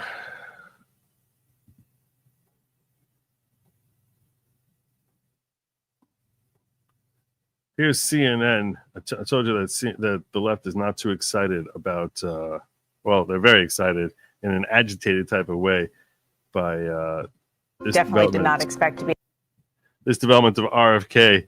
RFK. How dare Trump name RFK to the head of HHS? Definitely did not expect to be asking you about fluoride in water 2 days before the election. I was a little shocked that one of their closing arguments for Donald Trump was take the fluoride out of water. He's going to have a big role in healthcare, a very big role. He knows it better than anybody. We haven't talked about this at all in the last 700 days, but suddenly the thing that's been normal in this country for 80 years, it's like, we're going to get rid of that on day one. In the tweet last night, on January 20th, the Trump White House will advise all U.S. water systems to remove fluoride from public water. He also linked to a site that features outlandish. What does he say? He said fluoride is an industrial waste associated with arthritis, bone fractures, bone cancer, IQ loss, neurodevelopmental disorders, and thyroid disease. President Trump, First Lady Melania Trump want to make America healthy again. Health claims, conspiracy theories. It's always a conspiracy theory. Everything's a conspiracy theory. Who are you shilling for? How do you know it's a conspiracy theory? It's like HIV-like viruses are in vaccines. That's not what he said. And widely debunked medical claims. This is a tweet from you. Fluoride is an industrial waste associated with arthritis, bone fractures, bone cancer, IQ loss, neurodevelopmental disorders, and thyroid disease. Of course, fluoride is in water has been known to keep your teeth healthy, prevent cavities. Which means that there's no way it could have any negative side effects. There's no disputing that fluoride, is incorporated intentionally in every toothpaste for health beneficial purposes. Obviously, we all know that if you're old enough, certainly you remember all these commercials saying, "Now with fluoride," it was considered a selling point to have fluoride in toothpaste. That doesn't mean that we should be consuming it in our water. That doesn't mean that if you drink water, that's good for your teeth. That's a little bit different. It is safe. It's not toxic. There are some rocks to be thrown, frankly, at RFK Jr. about this stuff, because some of it actually is just straight up dangerous. 23.5 million people thought it was pretty great. The news media hated it. And you have to ask yourself, why? Why do they hate it so much? Like, what's their whole issue there? What is their deal? What is their deal? Maybe it is just an establishment thing. Maybe it is. Let's see something here.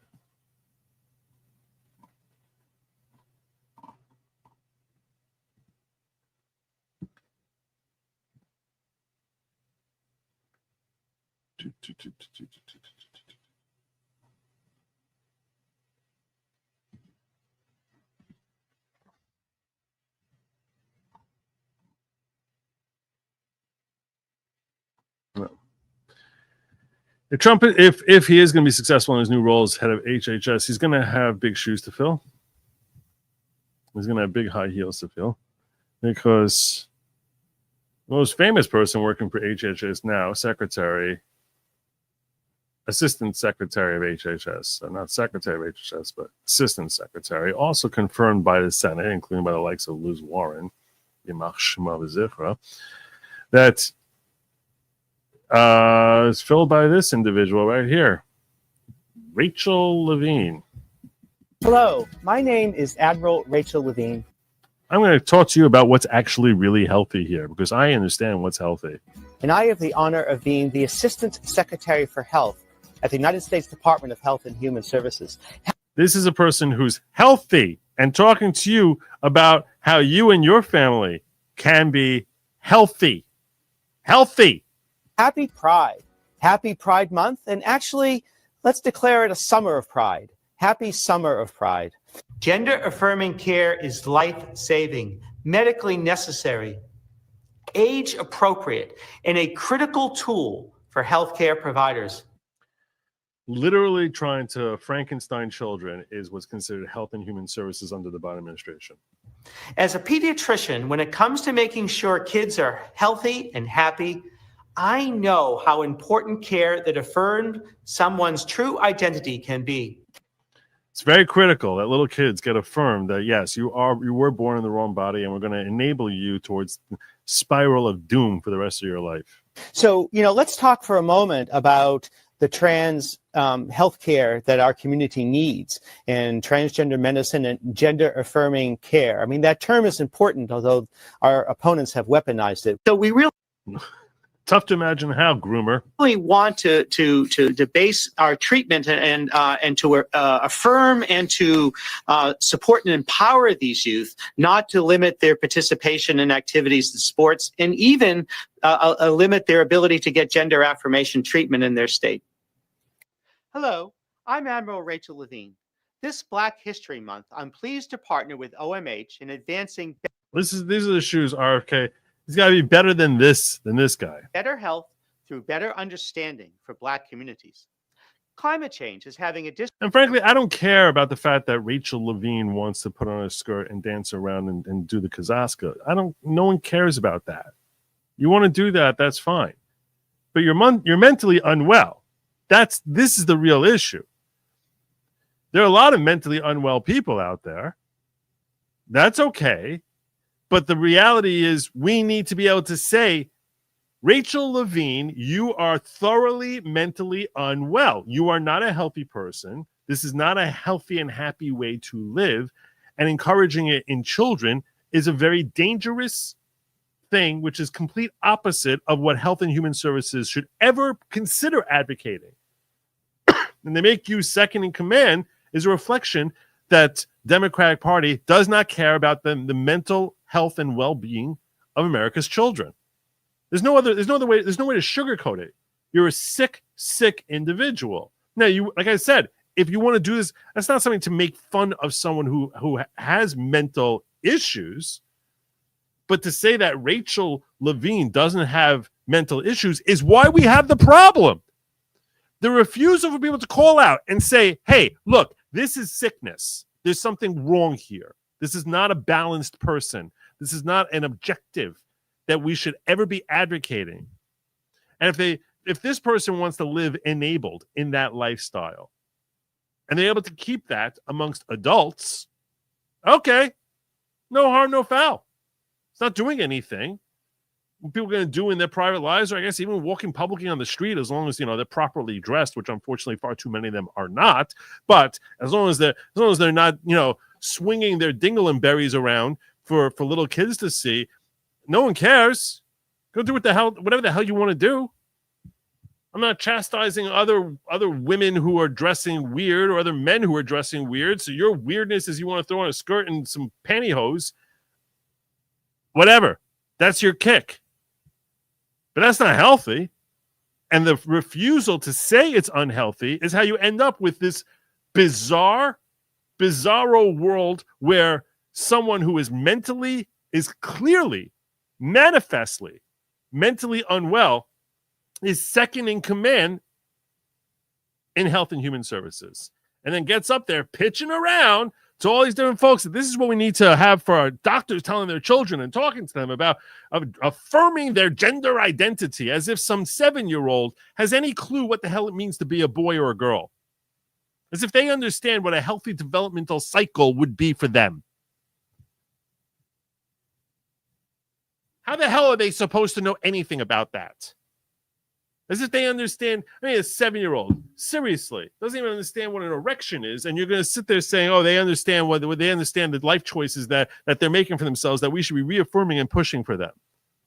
It's just insane. It's insane. And you're insane. You're an insane person. You're literally an insane person who is being hailed as this number 2 person, Health and Human Services.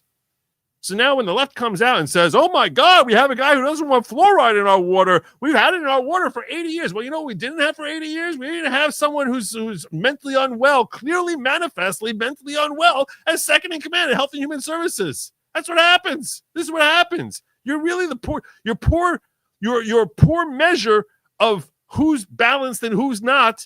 If RFK Jr. is the one that you're mocking and sitting there saying like, oh, he's got a dead worm in his head, or he's hunting bears and leaving them in Central Park, and that's the problem you have? Not this? Really? Unbelievable. It's unbelievable. This is sickness. There's something wrong here. Something very, very wrong here.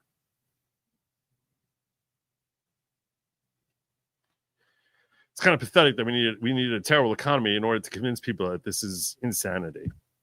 But people are waking up. Disproportionate effect on the physical and mental health of Black communities. And I didn't even touch on the whole transgenders in women's sports. That's just a piece de resistance. That's the cherry on top. That's the icing on the cake. It's like, oh, then once we do this, then we're gonna throw in a boxing match and have him beat the tar out of whatever woman has the unfortunate experience of having to step into a ring with one of these Frankensteins. Black Americans are more likely than white Americans to live in areas and housing that increase their susceptibility to climate-related health issues. And 65% of Black Americans report feeling anxious about climate change's impact. Through our Office of Climate Change and Health Equity and the Office of Environmental... Like literally spitting out gobbledygook here. Environmental justice. What the freak does that even mean, environmental justice? What does that mean? I'm so tired of accepting their stupid terminology as if it has any sort of logical basis. There's no such thing as environmental justice. What is it, like the trees are burnt? The trees need revenge here? You need to compensate them? Should go out to a tree and just start hugging them, like literally start massaging the bark? Stupid. Environmental justice. Oh, man! Can you believe? I can't believe how the grass over there has been deprived of water. Justice says that we should water it. We should drown it in water for the next 30 days. So that'll be justice. Justice for the climate. Idiot. Justice. We're working with providers and community leaders. It's like they make up a language to make it sound as if they're actually intelligent and not out of their minds. To identify innovative approaches that empower communities to address the health consequences linked to climate change. Visit hhs.gov for more information and tune in next Thursday to hear from another HHS leader on how you can contribute to advancing better health for Black communities. For more information. All right. So that's what the left is. That's pretty low bar there for him to have to pass.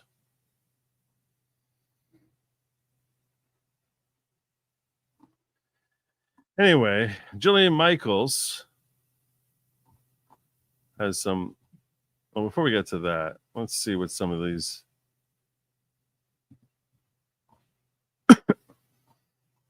Let's see if I can find some.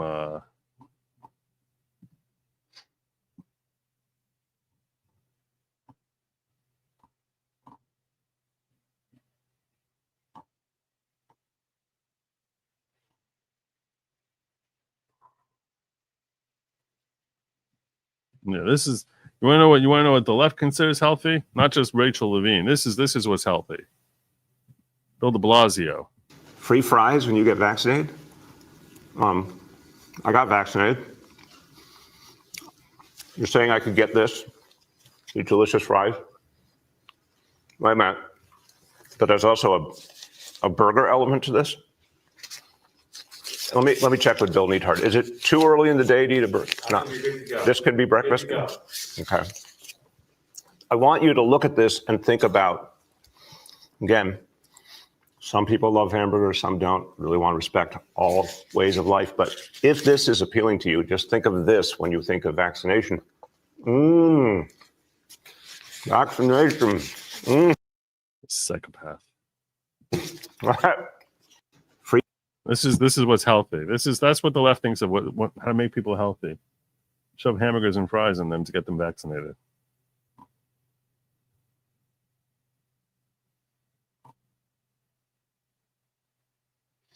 Here's CNN talking about it. Dan Jones weighing in with woman whose name I never remember. He kind of was going out publicly contradicting Howard Lutnick and saying, Trump has told me I can get essentially whatever I would like in this administration. I don't know what you want me to say.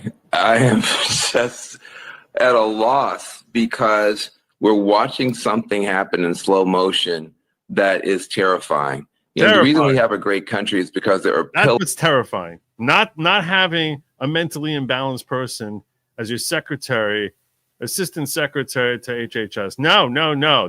This is what's terrifying. Someone who's actually worried about potentially cancer causing, ADD causing, pesticide type of ills thrown into our cheese whiz. Pillars in place. There are columns and structures, just like in your house, columns and pillars that you don't see, but they keep things in a good place. Establishment. Trust the establishment. They're shaking up the establishment. This is a death rattle. A death rattle of the establishment. They're seeing it. That's why they're so freaked out. Keep things in a good direction. We have healthy children because there are people who've made sure that they're... No, we don't. That's the point. We don't have healthy children. They should be much healthier than they are, mentally and physically. are things in place And for that. emotionally. And right now we're seeing termites unleashed on everything. And No, this it's is a termite No, it's not termites. It's not termites. appointment. We know for sure. It's not termites. No, this is not termites. This is freaking chainsaws. That's what it is. It's freaking chainsaws. It's not termites, Ban. It's chainsaws. It's ripping the whole damn thing down. This is just the start. This is just the friggin' start. That Bobby Kennedy is a vaccine denier. He's a vaccine denier. He denies being a denier, but he is a denier. And he is going to do great harm. And when you drive... Great harm. You mean like encouraging doctors to be talking to children about whether they really want to keep their penis? Down trusted institutions. Democracy only works in a high trust environment.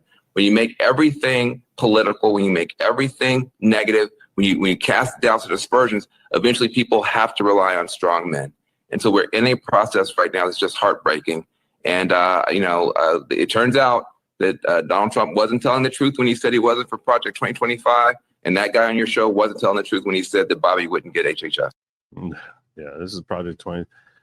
Which part of Project 2025 is this, idiot?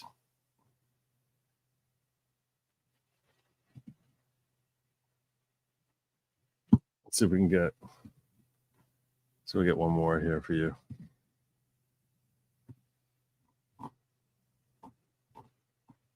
Mm-hmm.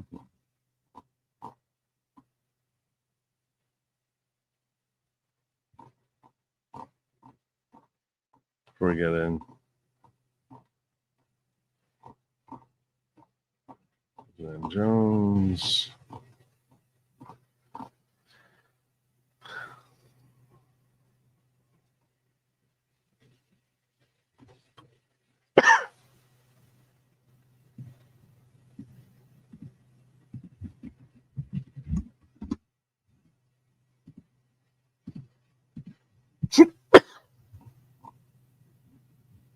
To I'm really just doing a quick search right here, right now, see if I can find one more video of like MSNBC talking about it. Let's check this out. I was going to share this one from Vigilant Box. Let's do this one first. The rest of the country. It's really about if you live a simple, clean lifestyle, then they're not going to make as much money. And they're not going to have as much power in Washington and throughout the rest of the country. It's really about power, isn't it? Well, it's about power and raw economic incentive. And as much as we can suggest that it's simple, it's not easy, and it's not easy by design. And in fact, it's called structural violence. And it's this collaboration of this toxic quartet, if you will, of the way big farming proliferates these cheap, toxic calories. Big food picks up those calories, and they tinker with it a bit more with their food scientists to make it more addictive, to make it omnipresent. Then big pharma catches us on the other side and starts treating all of our sicknesses with all their diseases. And we won't even touch on big insurance and how they play a role because there isn't enough time. But the bottom line is, look at the world. It's this simple. Infertility, highest ever. Early onset cancer diagnosis up 79% over the last 3 decades. 74% of adults in America are overweight and obese. We need change. We need it now. What they're doing isn't working, and it's not working on purpose because it's profitable for the very few. And it's bankrupting Americans. It's the #1 cause of bankruptcy is a health-related condition, and it's killing them. If you're afraid of RFK, you've lost your mind. Take a back seat. Let the professionals in this space handle it, and thank God when it starts improving. Period. Pow. Pow. Similarly, in a round table here, let's check this out.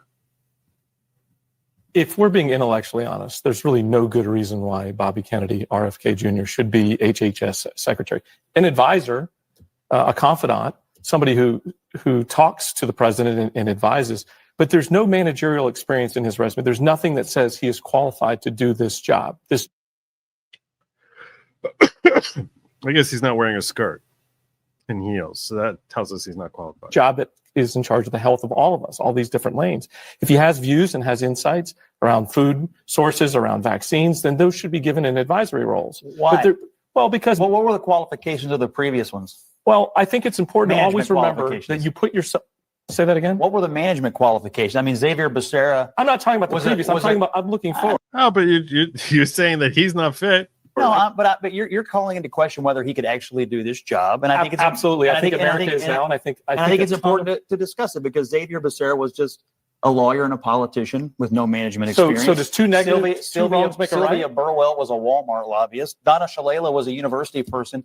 Look, RFK Jr. is a nut. The fact. Okay. So see, now this is a different claim. First, you said he doesn't have managerial experience. Now, Spencer's pointing out to you that none of the former HHS heads have experience in that. So now he's pivoting to a different argument that he personally believes that RFK is a nut. Okay, but that's a different argument. Okay, so that's different than what you just said. You just said he doesn't possess the requisite managerial experience, but then we get to the real issue here, which is you want to insult the man, which is your right to do because you opposed him in the election. But you, doctor, are raising the issues that he has been raising, and I think they're appropriate questions to raise. I don't know whether he can be confirmed or not. The vaccine stuff at the table is obviously going to be the flashpoint of this hearing. But I'll tell you one thing. This whole issue of the CDC and these public health agencies, look, public trust in the health regime in this country is as low as it's ever been. But why? It's because of COVID, right? Because of school closures, because of mask mandates, because this country was because let me just finish. Because this country was drugged through a bunch of condescending and heavy-handed mandates that all turned out to be garbage, and that's why it's low. And the questions are valid. And RFK is the answer to all of that. Yeah, but RFK helped promote the assault on the CDC that lowered the disinformation that led to CDC more than a million deaths, Scott. Still can't admit how the CDC lied to America. More than 1 million deaths in the United States, higher than any other industrialized nation per capita. That's not that I'm giving you medical advice, because I'm not giving you medical advice. If you want medical advice, you need to talk to your doctor, because I don't know anything about doctors. These guys aren't doctors. None of them are doctors. None of us are doctors. YouTube wants me to tell you I am not a medical professional. I have no medical experience at all. For all your health needs, you should talk to your own doctor. YouTube wants me to tell you that you should talk to your own doctor about all of your medical treatments. Make sure you stay safe from all health issues related to COVID or anything else in any sort of medical capacity at all. There's no medical advice here at all. I'm not giving you medical advice. Talk to your doctor. That's what YouTube wants me to tell you, and I am telling you that. I am, because that's what YouTube wants me to tell you, and I am. That's the result of failed policies, the demonization of the conspiracy theories. Whose policies? All right, under the Trump administration. John, let me let. Oh, only under the Trump administration. That's the only thing. That's they're so disingenuous. Like, why can't you actually try to just figure out what's good for America rather than how we can spin this for our party? So stupid. Losers.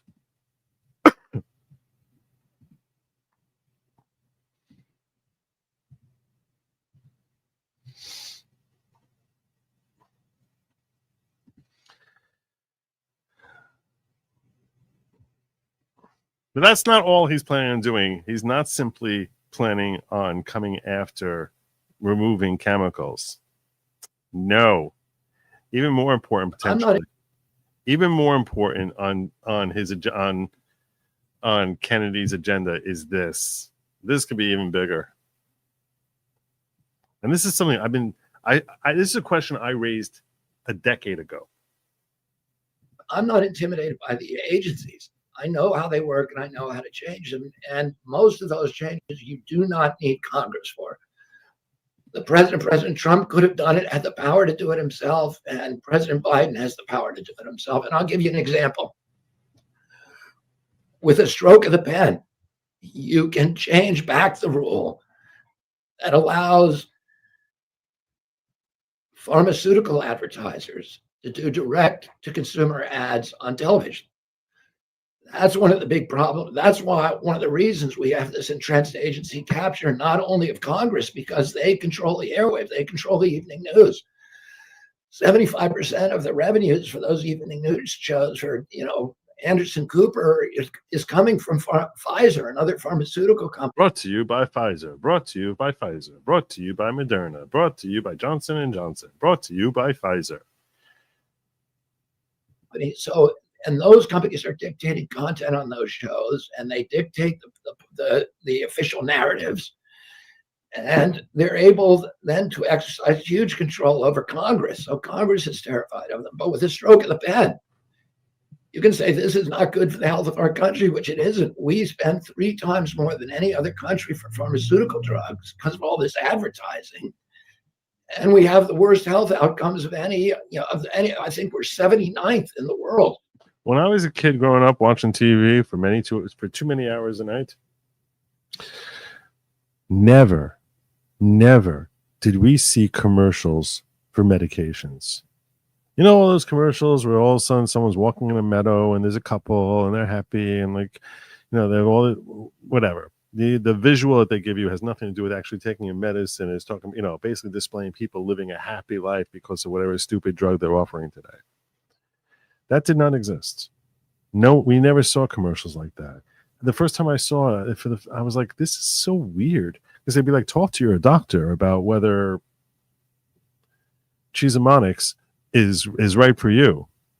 And it's like, I go to a doctor for a doctor to tell me what I need, not for me to tell a doctor what I want. That's the way medicine used to be practiced in this country. You go to a doctor, and a doctor says to you, this is what I think you need. Now, they want you marching into your doctor's office saying, hey, I saw a commercial which said that if I'm having a bladder problem, I should be getting this. So that's what I want you to give me. That's all a result of direct-to-consumer marketing from Big Pharma to you. This did not exist a long time ago. And when they first allowed it, they said, okay, well, you need to put in there some sort of caveat of potential side effects. So, you always hear in the low undertone, Cheesemonics may cause bleeding out of your penis, and it's like just terrible things that they'll just say really quickly, like list off like 47 different problems: loss of hearing, loss of hair, loss of eyesight, loss of ability to smell. Your ears might start bleeding, and your tongue is going to become dry and start hanging out to your navel, and then bugs are going to crawl up and walk and dance in your brain. That's they say it really fast and really low, figuring you're not paying attention to it because you're too busy looking at the visuals, like the smiling interracial couple who's also excited. The black man and the white woman together with their Asian kid, and they're all dancing in the field and having a great time at a barbecue or whatever. But the reality is, it never used to be like that. Never. That's like a new thing. It's a very, very new thing. Talk to your doctor about whether it's insane. It's insane. And the idea that you could just take all that away and take away their power and influence that they had, that they no longer can be sponsoring. It's a very, very interesting idea. But I start thinking about the legality of it. And RFK Jr. himself is an attorney, and he's an intelligent guy. And he has to understand that there's probably potential legal problems. Because the question that you can ask, you should be asking if you're looking at this from a law perspective, is can the president stop Big Pharma from engaging in free speech to advertise?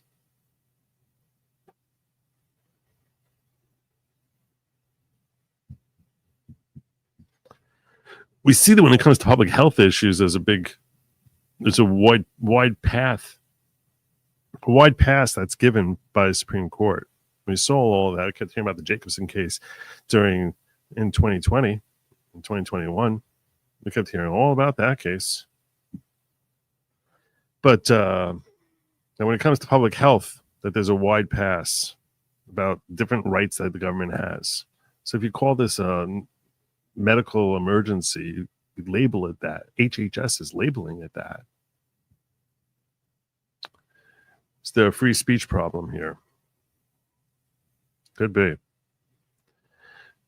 Do we want to clamp on that free speech? Because, you gotta be afraid of invoking different rules that are not constitutionally healthy. Would we be applauding this if the government starts saying you can't advertise? It's a very, very interesting topic. In fact, maybe I'll take a couple of calls on that. Thoughts from you guys as to whether or not the president should be empowered to stop Big Pharma from engaging in the free speech advertisement of their products to consumers. In health outcomes, because there's only rule that allow pharmaceutical advertising on TV. One is New Zealand, the Look, his voice is rough enough. I need to have this playing cleanly. U.S. Not that overnight as president. Another thing that I can do is I can open up all the databases. Right now, all the databases that you can actually check the efficacy and the safety of vaccines, like the vaccine safety database. It's the top. It's all the vaccine records and the medical claims for 10 million Americans from the top 10 HMOs. Well, you can look in there, and overnight you can say, oh, this vaccine's associated with diabetes, this one's associated with peanut allergies, this one's associated with ASD, neurological tics, or whatever. That database, CDC keeps it in a lockbox like Fort Knox and makes sure no scientist is allowed in there. Well, I'll open up that database on day one. And, I'll also, I'll bring all the medical journals, the New England Journal of Medicine, the Lancet, JAMA, into the Justice Department as soon as I appoint an AG. And I'll say to them, you guys are part of a racketeering syndicate. You're collaborating with these pharmaceutical industry to lie to the American public about the efficacy and safety of these products, and you're causing enormous harm. And we are going to sue you both civilly for damages, and we're going to sue you criminally, unless you come up with a plan right now as to how you're going to stop doing that. So I have 100 things that I'm going to do immediately to unravel the agency capture. There you go. That's what he wants to take care of.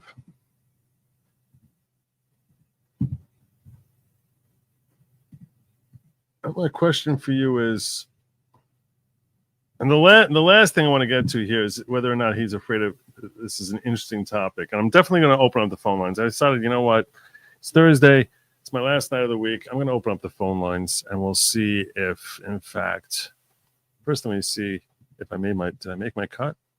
No, I didn't make my cut. 7 out of 20, that's not making my cut. Phew. All right, my list stays clean. All right. By the way, a Texley. Are you here at Texley in the whatchamacallit? Trying to see if a Texley's here in Ghetto. Has a Texley been in here? Have you guys seen a Texley? Because I need to add a Texley on X. I promised I was going to do that. And if you guys can hit that like button, that'd be very cool. Very cool, y'all. Have you guys seen a Texley tonight? The last thing I want to pull up here is a clip about whether or not his life is in danger. And some people might say it is.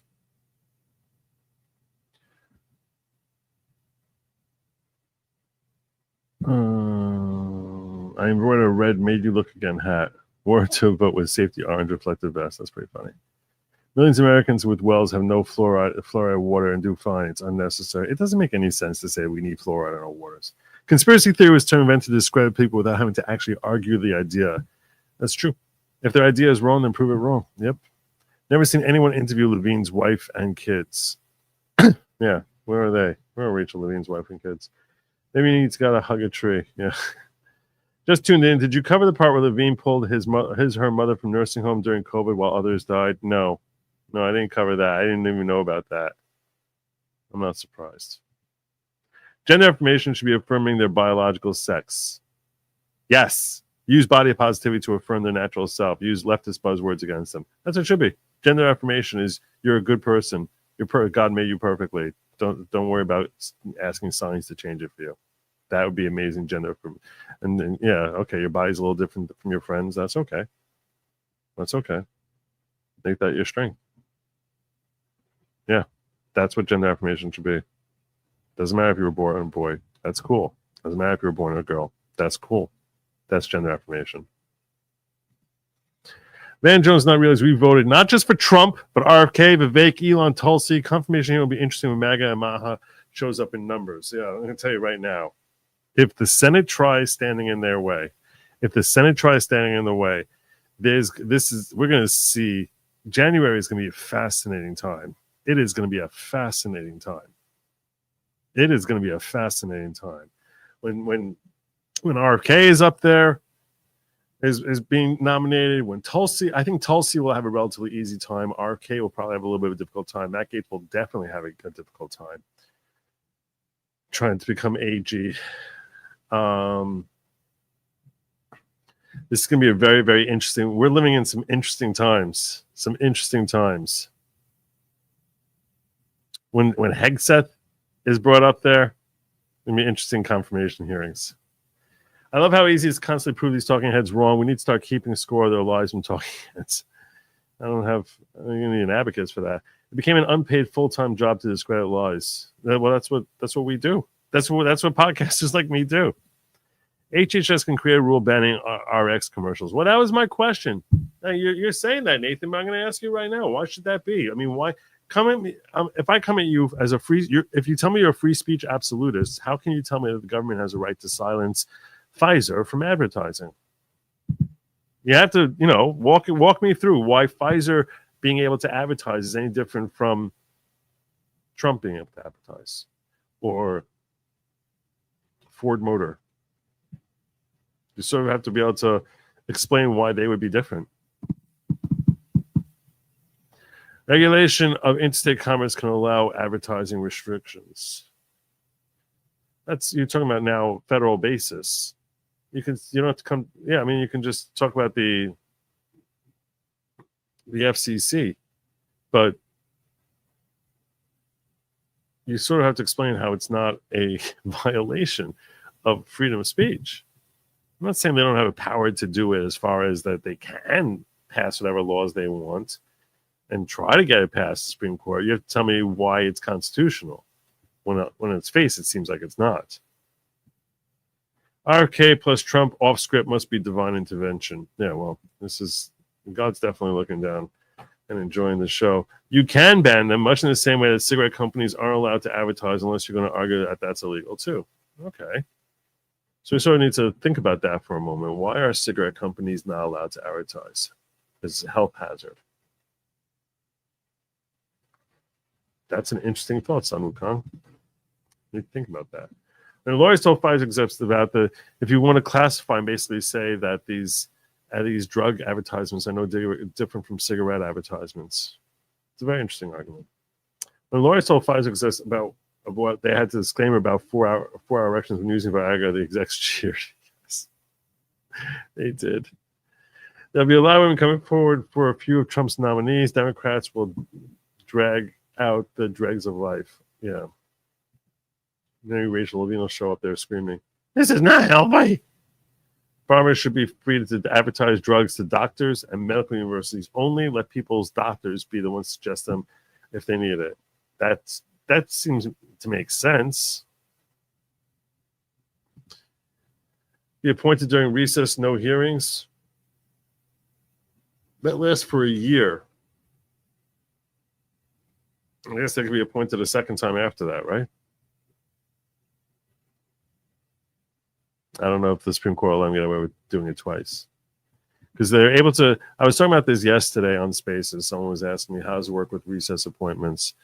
I'm going to tell you right now, okay? I don't want to mislead any of you about my background and knowledge about this. I actually looked this up on Grok yesterday, the whole recess appointment thing. In fact, I think it's an important thing for us to talk about. So I'll share it with you. I'll share with you what I found via Grok.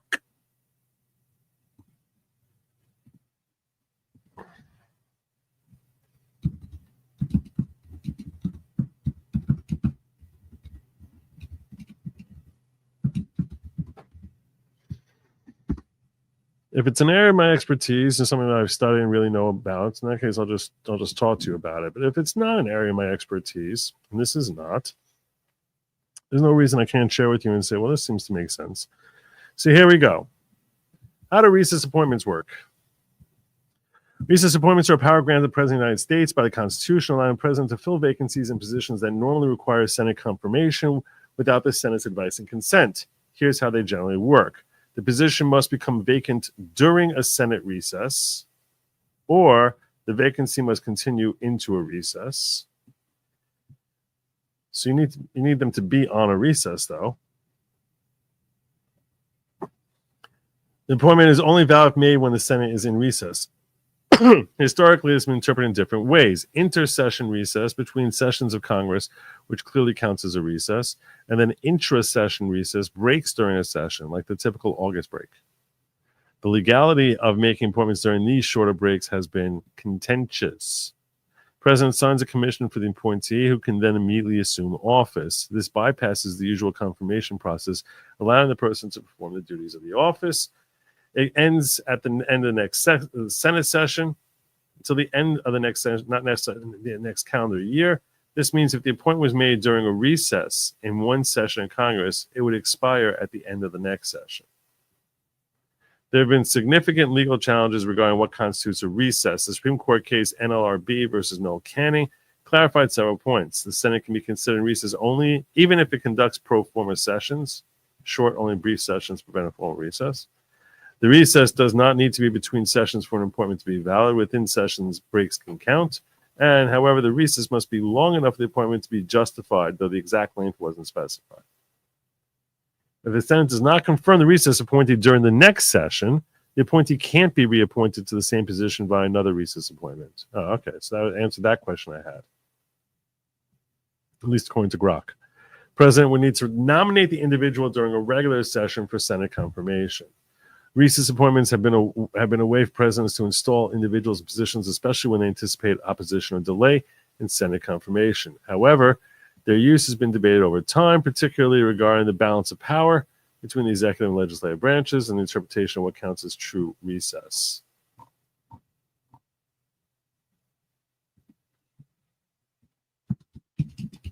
What is the Senate on recess?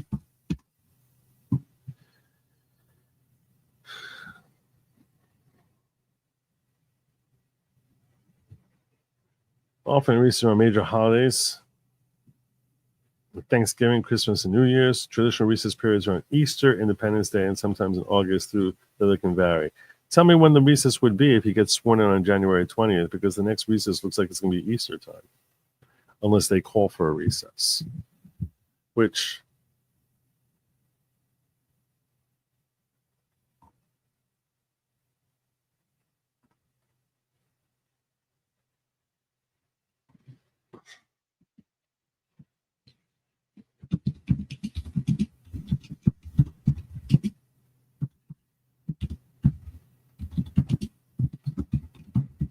Senate recess after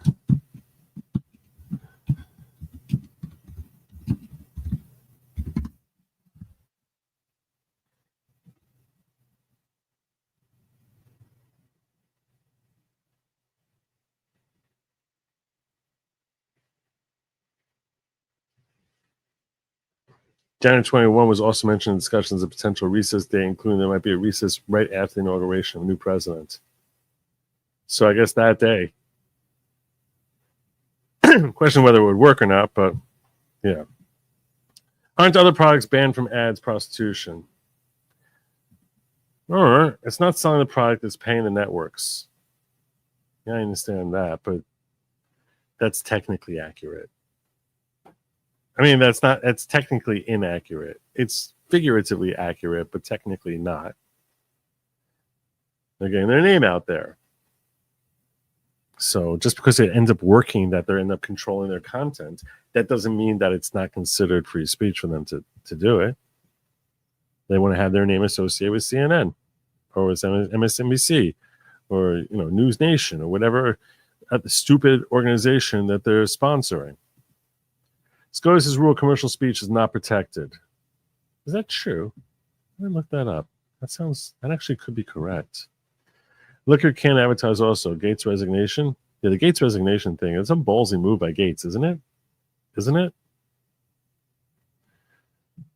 Yeah, commercial speech.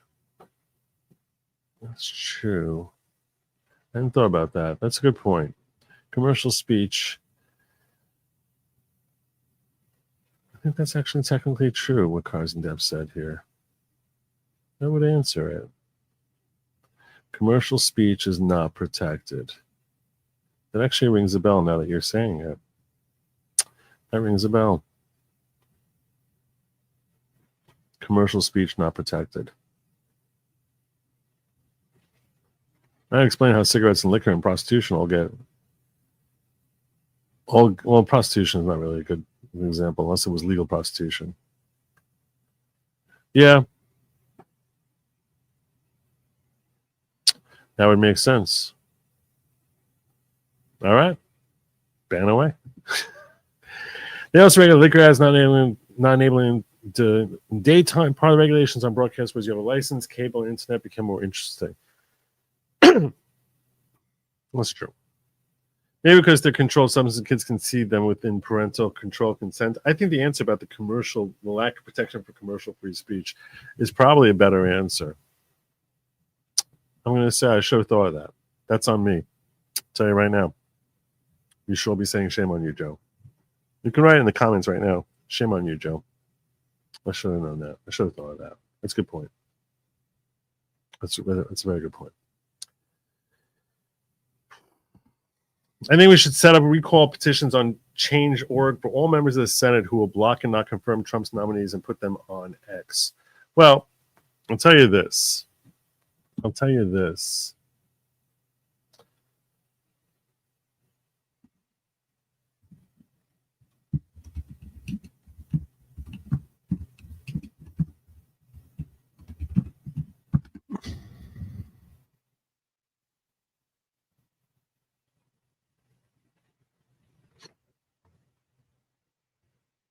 That was what I was looking for. I saw this video. It was put out by what's his name? Why am I drawing a blank on you? What's your name? Where are you? Liberal Hive Mind. What was his name? Liberal Hive Mind, which I'm sure many of you follow him. He's got 1.5 million followers. He puts out like these 8 to 12 minute long videos covering a topic. I've been following him since before he had 100,000 subs, this guy. And I saw a video that he put out yesterday, today. Today. And I was thinking about the ramifications of this, and I should talk to you about it. Let me get to it in just a moment. Nathan says Trump can constitutionally force a recess. Can he force a recess? I don't think he can force a recess and then say, I have to fill this spot during a recess. That doesn't sound right. That doesn't sound like the Supreme Court's going to embrace that. Trump made an agreement with Speaker Mike. He got Gates out of the House, and for that, if his appointments don't go through, then Mike will recess. It's not Mike. If anything, it would be Vance, right? I mean, it would have to be Vance. It would have to be Vance because it's the Senate that's doing the confirmation. This confusion between the Senate doing the confirmation and the House doing the confirmation is exactly is the issue that I was wondering about when I was watching this Liberal Hive Mind video. We'll get there in a moment. To Tyler, the problem is doctors or institutions they work for accept compensation for promoting drugs. That's Tyler, who up above had said, aren't other products banned from ads? He said farmers should be free to advertise drugs to doctors. So Lauren is responding to Tyler. The problem is doctors or the institutions they work for accept compensation for promoting drugs. Okay. That's very different than they would have much less incentive to be giving tons of money to CNN, though, right? Central Hudson test is how the courts determine commercial speech. Look at you guys. Look at you guys. I'm the most informed audience ever. I split at UIN Supreme Court because we're all learning. I'm a proud simpleton. Stay humble. So am I. I'm a proud simpleton, too. Commercial speech not protected, however, it has not been ruled corporations have the same rights as an individual. Oh, Citizens United seems to imply that it is. All right, let's check out this video here from Liberal Hive Mind. I usually start them like a minute and a half in.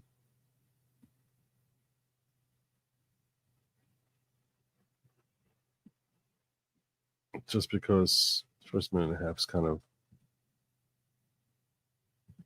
outlook. In other words, real change is coming. Let's have a conversation about that. We got some stuff to get into, so let's roll the tape. Okay, so let's get straight into it. There seems to be a very big difference, a stark contrast, you might say, between 2016 and 2024. Back then, the GOP establishment did everything in their power to block Trump's agenda. In other words, Trump was promising change, but the swamp creatures obviously didn't want it to happen, and so they essentially worked overtime to protect the status quo. But this time it seems to be a little bit different, because Trump has more cultural might than ever before. And I'd say the beacon of that cultural might has to be Elon Musk. Donald Trump's #1 issue in 2016 was what? Was it Hillary Clinton and her Russia coup? Of course not. Donald Trump's biggest adversary wasn't the Democrats. It was his own party back then. Well, this time, I guess you could say Donald Trump is using Elon Musk as a little bit of an enforcer. Elon Musk is now openly threatening to fund primary challenges against any Republican in Congress who dares block his agenda. It's not the Republicans we have to worry about. It's right now, it's the Senate we're talking about, and then we're withholding confirmations.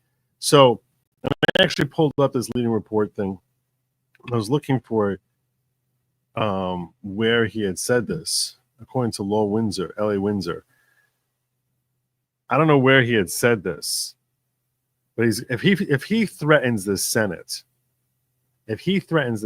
with something similar to this, I didn't really make it much past this. I thought this was interesting. Just let that sink in for a second. The richest man in the world, a man who has built entire industries from the ground up, is throwing his weight behind Trump's vision for America. And guess what? It's already making big waves. Senator John Thune was recently elected in a secret shadow election as Senate Majority Leader. And of course, it's not the pick that the MAGA base wanted, but it seems as though even Senator John Thune is now forced in a position to play his cards right or face taking on the Goliath that is Trump x Elon Musk. Immediately after the report that Elon Musk is threatening primary challenges, Senator John Thune comes out publicly in total support of Trump's agenda. Quote, "I am extremely honored to have earned the support of my colleagues to lead the Senate in the 119th Congress, and I am beyond proud of the work that we have done to secure our majority and the White House. This Republican team is united behind President Trump's agenda, and our work starts today." It's a completely different ballgame, folks. It's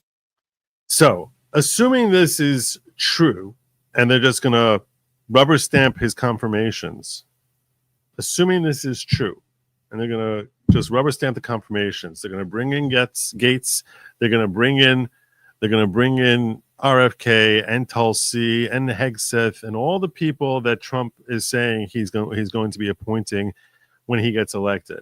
Assuming Thune is telling the truth here, the only motivation that I would see him doing that is fear, because we need to understand the mindset of a rhino. And let's talk about the mindset of a rhino. The mindset of a rhino is, I want to stay in power, and I want to basically grow my power, my fame, and my wealth.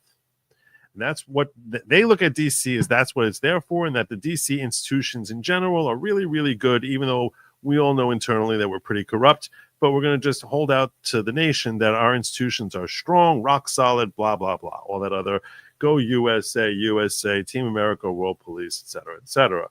So to the extent now that they're approving someone, so you have to assume Big Pharma is going to be telling them, we don't want you approving. We're not going to be giving you donations if you're approving RFK. We don't want you to approve RFK. So what are they? They're sort of put between potentially a rock and a hard place here, where it's like, okay, big donor to me is Pfizer, Moderna, Johnson & Johnson. They're telling me that they don't want RFK in here and to become the head of the HHS. If we vote against it, in that case, there's going to be a ton of money that Elon's going to be throwing towards my primary opponent, who's going to be more MAGA oriented. So what do I do? What do I do? What do I do? These senators who spent their lifetimes rising through the ranks and kissing the ring of big power and big money, big pharma, big tech, whoever it is that they was going to be funding their campaigns. Now they're sort of left in a position of like, are you going to help me? Are you going to help finance me beyond what Elon's going to give me? It becomes almost like a showdown between Elon and these different Goliaths, where they're all haggling over the future political careers of these senators who are just pawns. They're mighty looking pawns, but they're pawns. They're well-dressed pawns, well-heeled pawns, but ultimately pawns, and trying to figure out how to do their survival thing. And one thing politicians that senators have proven, if they've risen to the rank of senator, is that they're good at playing politics. So this is what Thune has to say so that he doesn't have people like hating on him. He's completely fork-tongued snake liar, that he's full of crap. We've seen that in the little bits that he's displayed publicly about what he stands for, and then what he ends up voting for are completely different things. So him coming out with a statement like this, liberal Hyman is all excited about it. Yeah, it's just a politician being a politician. We'll see if he actually confirms these folks or not. But it's going to be a very interesting end of January as these appointments start coming up for confirmation before the Senate. It's going to be a very, very interesting thing. I don't know what would happen with Matt Gaetz if he gets rejected. That'd be a problem for him. And I don't know that Mike Johnson can help him, even if Mike does like him, which I'm not sure he does. He says he's going to say he does, but I don't know if he actually does. This feels like House of Cards that's going on here. This really has a feel of House of Cards. I'm not buying that John Thune is all of a sudden down with the program. He spent the last couple of decades in D.C. as a senator, as a rhino senator. The idea that he's just going to be like, yay, go Trump, without worrying about how that's going to affect his donors, because his donors are a million times more important to him than his constituents. A million times more important. So we got a lot to see. There's a lot to see as to what's going to happen here. A lot to see. It's going to be very exciting. I'm feeling like I don't need to open up the phone lines because I feel like that commercial answer has basically been answered everything that I was saying.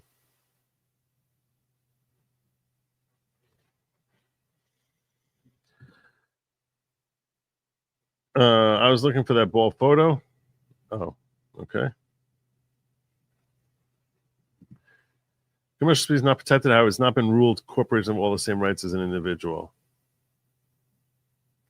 They do have the rights of individual under Citizens United, but that means they can speak, they can donate, but not that they have a right to advertise, perhaps. That's why you can stop cigarette companies from TV, keep them under the FCC. That's why the FCC is able to do that. You don't see liquor ads either. You used to see. You see beer ads all the time. Good point. Got to find a way to demonetize our health. Yeah, that's for sure.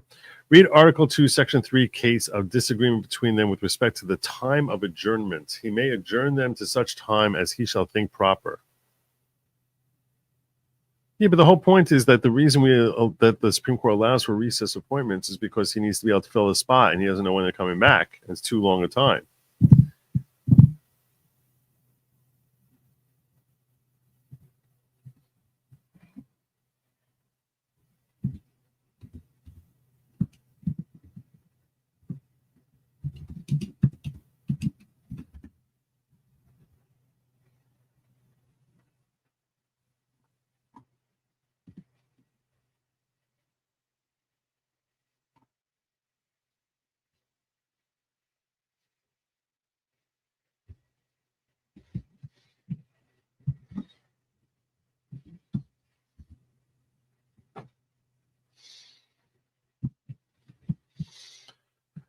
What Allegan News is referring to here is this. It says about the president, he shall from time to time give Congress information on the State of the Union and recommend to their consideration such measures as he shall judge necessary and expedient. He may on extraordinary occasions convene both houses or either of them, and in case of disagreement between them. In case of disagreement between them, with respect to the time of adjournment, he may adjourn them to such time as he shall think proper. So you would need to have a disagreement between them, which means Mike Johnson would need to get on board and say, we think we should be in recess now. You shall have ambassadors and other public ministers. So, all right. Like I said, this feels like House of Cards. It really feels like House of Cards. Lauren Kremen saying, hoping this new administration promotes more natural and homeopathic alternatives. And look, don't get me wrong. Most homeopathic remedies I tend to think are kind of bunk. I know, because I tried that. I tried your stupid candle wax thing for my ears. I tried that long time ago. I tried it. I laid on the ground with the fire burning and the cone sticking out of my ear there. It was just like this big cone till like burning down to my fingertips. I'm like, Still couldn't hear. I couldn't hear my fingers sizzling on fire because I was still clad with wax. Didn't do nothing. Homeopathic. What's that thing called? I don't remember. It's not called it was some candle. What's it called? I don't know. It's some sort of candle thing shaped like a cone. Set it on fire. I remember feeling like an idiot while I was doing. And the whole time my wife was yelling at me that I was an idiot. Unfortunately, I couldn't hear her because my ears were too clogged. I've tried your homeopathic remedies. I've tried them. I'm wise to them. Maybe some of them work. I don't know. But I will say this. You should all be free to use whatever you want. It's part of being an adult. It's times like this I miss Rush Limbaugh. Who doesn't? We all do. He was great. Matt Skinner hitting me with the 20. What'd you bring in here? The following people owe a debt of gratitude, at the very least, if not far more than that, to Matt Skinner, who gifted you a membership. Tyler, look at that. Tyler, you get involved in the conversation. Next thing you know, Kazam gifted membership. Christina Smith, Night Productions. Nicola Maxwell, come on down. Matt from the North. Chuck SWJ4K. Captain COVID. Idaho Mom. Leaf on the Wind. ZYZZX, Dragondro, Mike Mysterio, 13, Tia Marie, Perrin Besh, Molly Brown, Scott, and John Schoen, as well as Sylvia Hush and Frog Maiden, and Savvy has an open slot, Max Deplorable 2A, all of them gifted memberships courtesy of the very generous. Thank you so very, very much. I'm just going to remind you, in case some of you whose names I did not recognize there. A couple of you who I didn't recognize. I'm just going to say to you, welcome to the following. Following is not at all a cult, type of cult. And in case you were confused, Good Lawgic, because it is Third Person Thursday, Good Lawgic is not the leader of the following. Say it with me. Good Lawgic is not the leader of the following. Just a host. So just a host. Don't get confused. Don't get all worked up about it. The appointments are going to be lively. We can only hope, right? It's going to be fun. With Culture Shift, the Rhinos may go with the program. This is what I'm wondering. We might be seeing the death rattle of rhinos. We can only pray. There's always going to be money out there that's going to be offered to them for them to be rhinos. It's always going to be, we're fighting against that money. It almost feels as if, like, we've got Batman on our side, and his name is Elon Musk. With his swinging, basically, in his BDE in the size of his wallet, that he's willing to swing around there, people who are getting in the way of an America First agenda. Seriously. I don't know who this guy is. I think the Elon primary threat is more likely to get the Senate to go along. That's what I was saying. Like, maybe the Elon primary threat, that might scare the bejesus out of them. Like, oh my God, I don't want to get in Elon's crosshairs where all of a sudden I'm going to have like Good Lawgic running for Senate against me. I don't need it. As if a Republican can win here. If Gates doesn't get confirmed, by the way, speaking of which, on election, when I voted before election day, I was telling each of you, I don't even know if I'm registered as a Republican or not, because I think I was registered as Democrat when I was living in New York. I know when I first turned 18, I was definitely registered as Democrat. So my parents told me to register as Democrats because they said that you want to be involved in the Democrat primaries because they're the ones who are going to win the election. And then when I came here, I was like, I tried checking my registration and I was like, it just says active. And I was in an X space the other day, and someone said, which was meant for New Jersey fraud and trying to overturn New Jersey election issues. So I joined in there, and they were talking about getting registered as a Republican. And I said, when I looked it up, I couldn't even tell what I was. And they gave me the link, and I said, that's the link I checked up. And what it says is active, which means that when you first sign up in New Jersey, my state, I don't know how it is in your state, if you don't check off a particular box, they just put you as active, and you're not affiliated with either party. And that's where I am basically now. I guess I'm technically an independent. I didn't register as an independent. I'm just non-affiliated registered voter in New Jersey. So I was like, how do I remedy that in case I ever decide that I might want to run for office? And there's a whole convoluted process I have to go through if I want to become a Republican in New Jersey. It's a major pain in the neck. If Gates doesn't get confirmed, the Senate can name him as Rubio's replacement. Make sure the Senate knows this before they vote.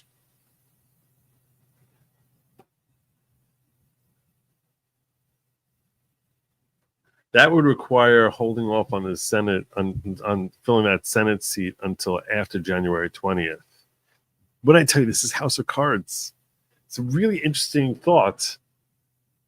If you don't end up putting him in here as the AG, Rubio is going to, DeSantis is going to make him Florida's next senator. This is so great. This is so great. I feel like we're having like this whole conversation, like we're having this whole different orchestrations as to like who could do what. I'm trying to speculate like how to fill like different spots. What a great idea. That's a great idea. I know they say that Lara Trump is vying for that Senate seat, which I was laughing at the idea. I was like, they should get like because Matt Gates his district is very red. Any Republican who gets thrown up there is going to win the seat. And if they just got like, seriously, Barron's too young. You got to be 25 to be in the House. They can use Eric Trump. They could put Eric Trump in there, and he would become a member of the House. Can you imagine how much the left will lose it? I mean, lose it. Totally lose it. If Trump, because of his win, makes appointments that create vacancies in Congress that are filled by his own family members.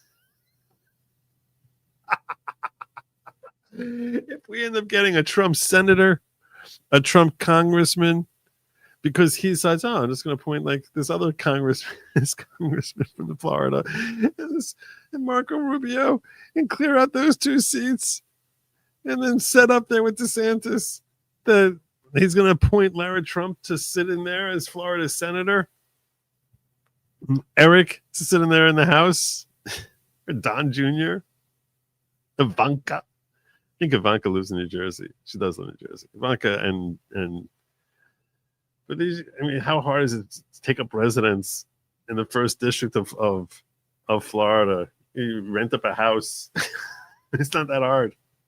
It's probably not that hard.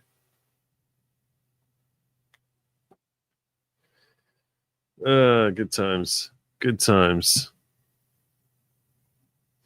That'd be so amazing. MTG for conspiracies are, if only for their troll. I was talking about how, look, I mentioned to you all I want Kash Patel as the head of the FBI. I think Alina Habba would be great as press secretary. Supposedly, I threw it out there on X today, and supposedly everyone told me she's already said she does not want to be press secretary. A lot of people speculate that it's offensive to tell an attorney to go be a press secretary.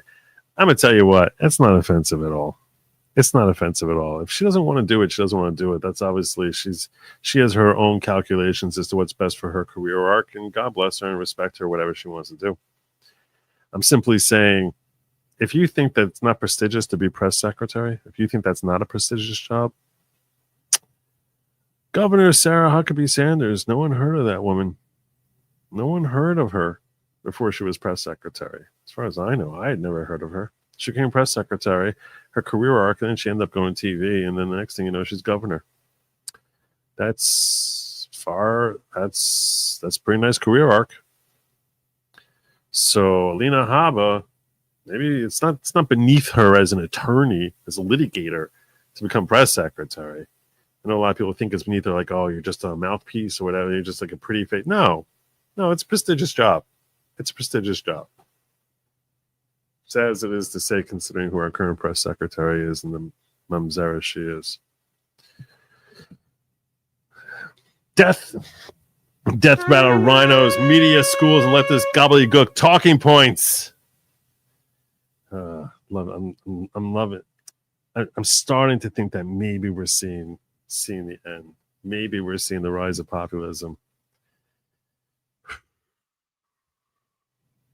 Still a fight. Still got a lot of fighting to do. A lot of fighting to do. You need America to actually grow into healthy shape. We really need a great term. We need a great administration.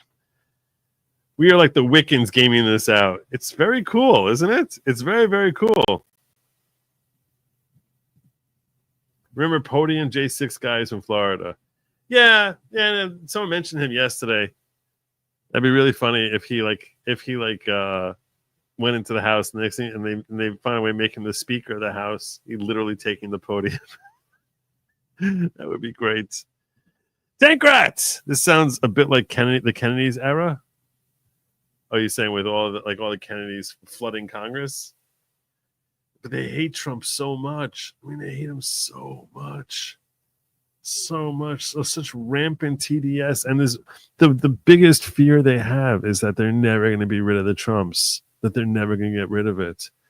The next thing you know, you have Lara Trump there.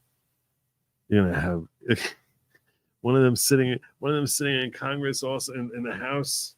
Oh my God. They would lose their crap. It would be so awesome. Tank, tell me I'm wrong, Tankrat. Tell me I'm wrong. If only for the trolling effect. When I first heard that Gates was nominated, was that Trump announced that Gates is going to be his AG. I'm not going to kid you. The first thing I said, I got into an X space, and I was laughing when I read it, and I was like, "This is the greatest troll ever. This is the greatest troll ever." At first, I was like, "I can't even believe it's true. I can't even believe it. This is like the greatest troll ever." I mean, seriously, can you name?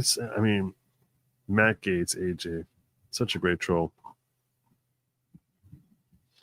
Let's go through his other confirmations and then we'll get on out of here. Just so I'll keep you all apprised. Why is this not?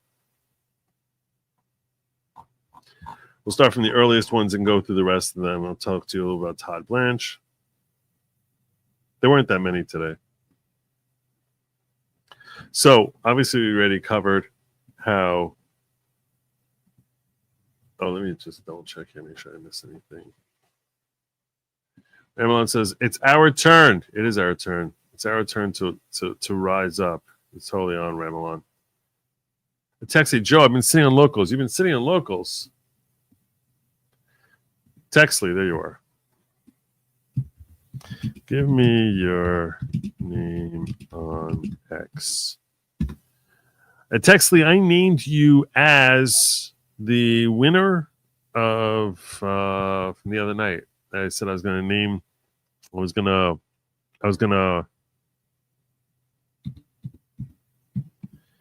follow 5 people, and you were my Rumble. You were my token Rumble. So you don't want me to follow you? He's saying he hasn't been on X for a few years. You were my my token Rumble. You were my token Ghetto member. That was it. You were my token.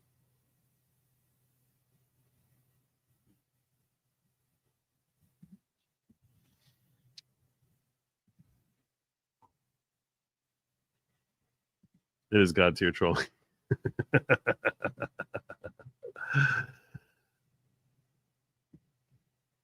You can't sign in without giving your cell phone. All right. Another time then.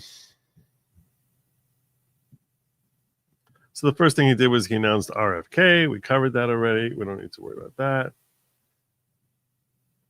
By the way, on Truth, I was following two people. I was following Donald Trump and Dinesh D'Souza.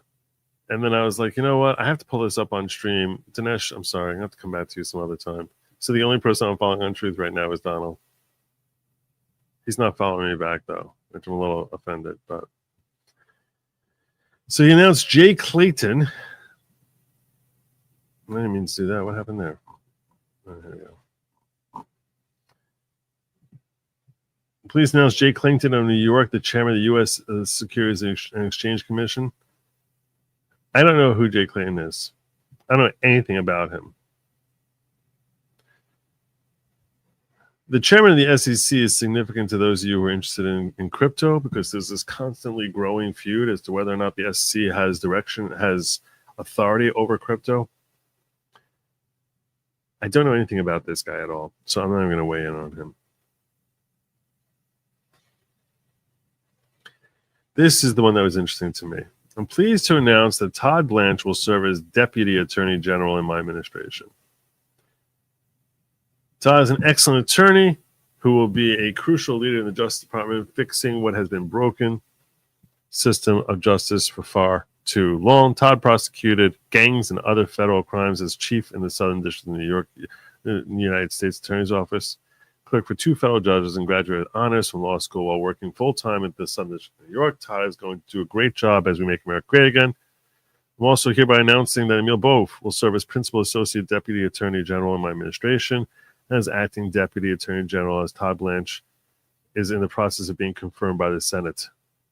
Emil is a tough and strong attorney. Will be a crucial part of the Justice Department rooting out corruption and crime.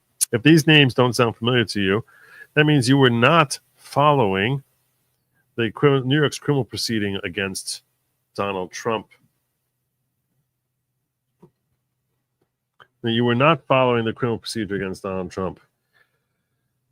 I will tell you that since I extensively covered those trial proceedings, as well as, to the best of my ability, the one going on in Georgia.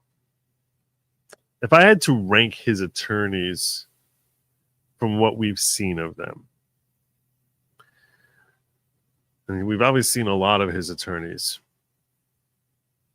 I would say Alina Habba is really effective and has certain bravery to her, and fierceness to her. I definitely put her up there. The most skilled one that I saw was Steve Sado in Georgia.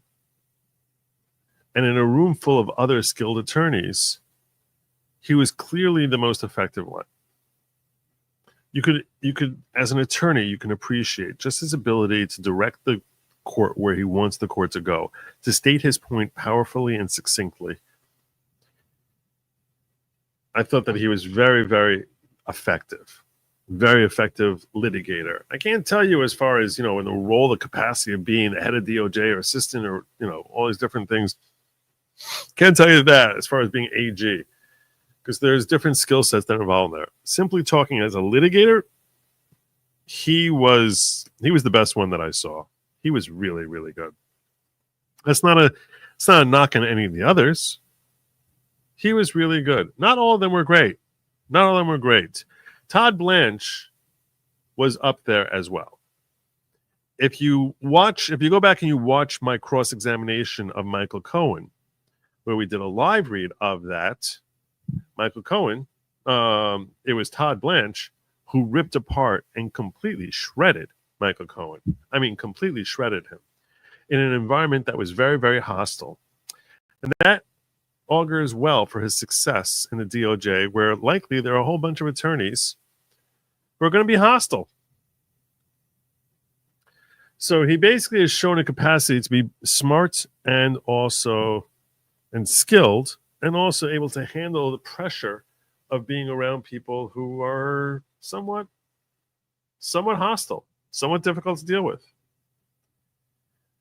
And over here, he'll have an easier time of it because he's going to be all their bosses. So I like this pick as far as Todd Blanche. Todd Blanche's partner is Bove. The name of the firm is Blanche Bove. His partner is Emil Bove. And saw less of Emil Bove. I don't know enough about Emil Bove to tell you anything about him, but I will say I have a lot of respect for Todd Blanche as an attorney, even though his approach to getting him ungagged, I thought was a little bit misguided. I think that likely was because of Donald Trump, and I don't think Donald Trump really cared about getting ungagged as much as he cared about being able to make a political statement about the fact that he was gagged, if that makes sense.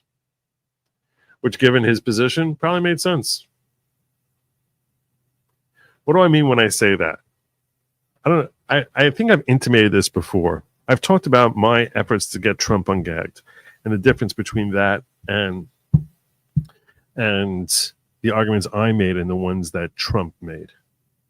And Trump's arguments were rooted largely in, I'm president, I need to be able to speak.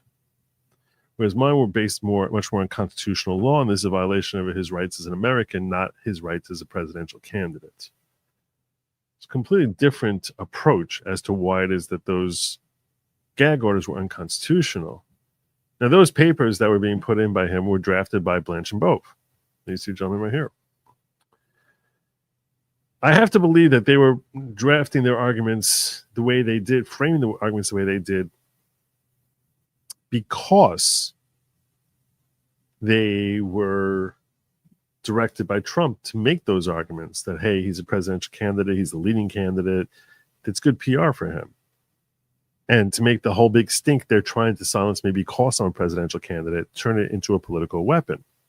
If you're Donald Trump, and why would it make sense for Trump to make that argument? Because is he really concerned that he needs to talk about this in order to get justice? No. It's because he basically wanted everyone to know that this was a politicization of the left and the weaponization of lawfare against him, because it makes good PR for him.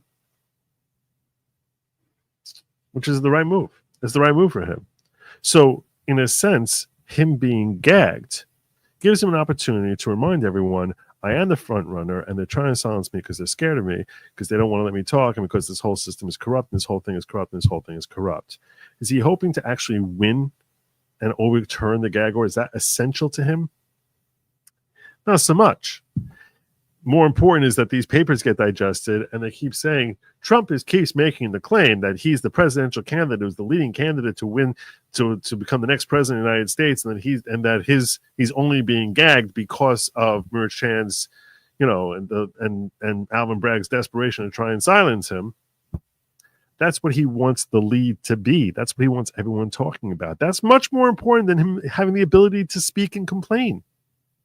That's using the media to basically do his bidding for him far more effectively than making an argument that this is an unconstitutional thing.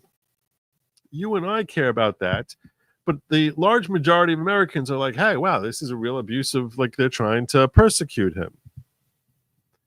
And that's why he wants his papers to basically be talking about persecution, presidential candidate, persecuting presidential candidate, persecution. This way he makes the media parrot that point for him, as opposed to this is an unconstitutional thing that no American should be treated this way. So that's why I think that's what I assume is why Blanche and Bove framed the arguments the way that they did. I don't think it's the most powerful way to do it. And I think that it was more important to him to have the media doing that than to actually be ungagged. Does it really have to talk about it? It's enough. That's my speculation. I'm only speculating that because I respect the intellect of Blanche and Bove, and I assume that there's no way that they would have gone the way they did if not for the fact that that's what Trump wanted. And I also can understand why Trump, as a PR person, would say that's the best way for him to go, and it's much more important than getting that gag off. So everyone was playing the role that they played for sound reasons.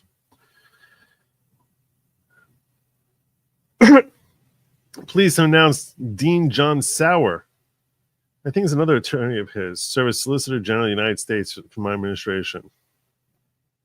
Masterful appellate attorney who clerked for Justice Anton Scalia in the United States Supreme Court, Served as Solicitor General of Missouri for 6 years. I think John Sauer I think he was from the Engeron case.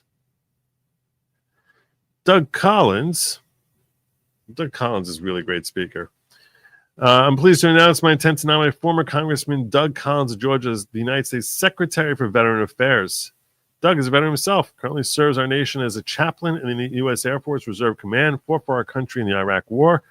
We must take our brave men and women in uniform, and Doug will be a great advocate for active duty service members, veterans, and military females to ensure they have the support they need. I think he'll do a good job there. All in all, spot on appointments today. No complaints. Spot on appointments. Well done. It really was amazing trolling. Putting Matt Gaetz in. Oh my God. Because they're all like, he's going to persecute his enemies. He's going to persecute his enemies. He wants to get to power because he wants to persecute and go after them legally. He wants to come after his enemies, which is what they had done to him for 4 years. So who does he put in here? He puts in the one guy who's been screaming for the last 3 years, you guys keep persecuting Donald Trump. This whole thing is lawfare. You're all doing lawfare. You're all doing lawfare. This is so corrupt, and you're so corrupt. And now that guy is screaming that you're all so corrupt. He's the one who's been so angry at all of these people on the left. He's in a position to go after Merrick Garland. He can go after Jack Smith.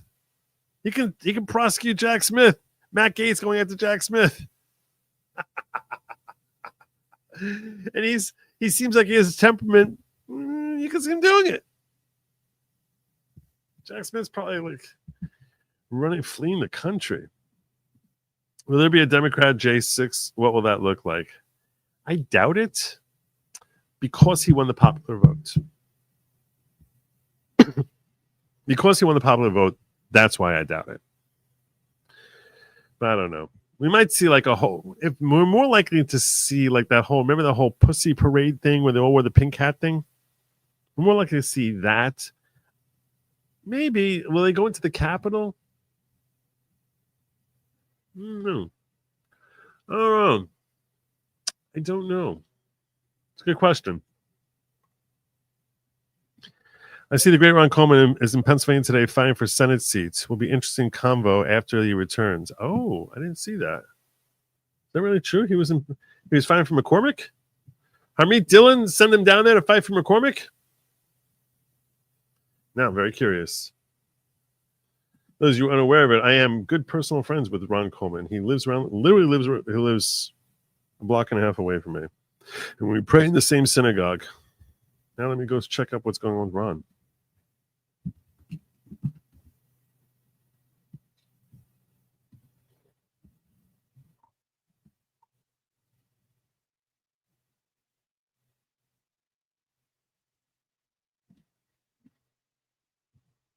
Let's see what we got here.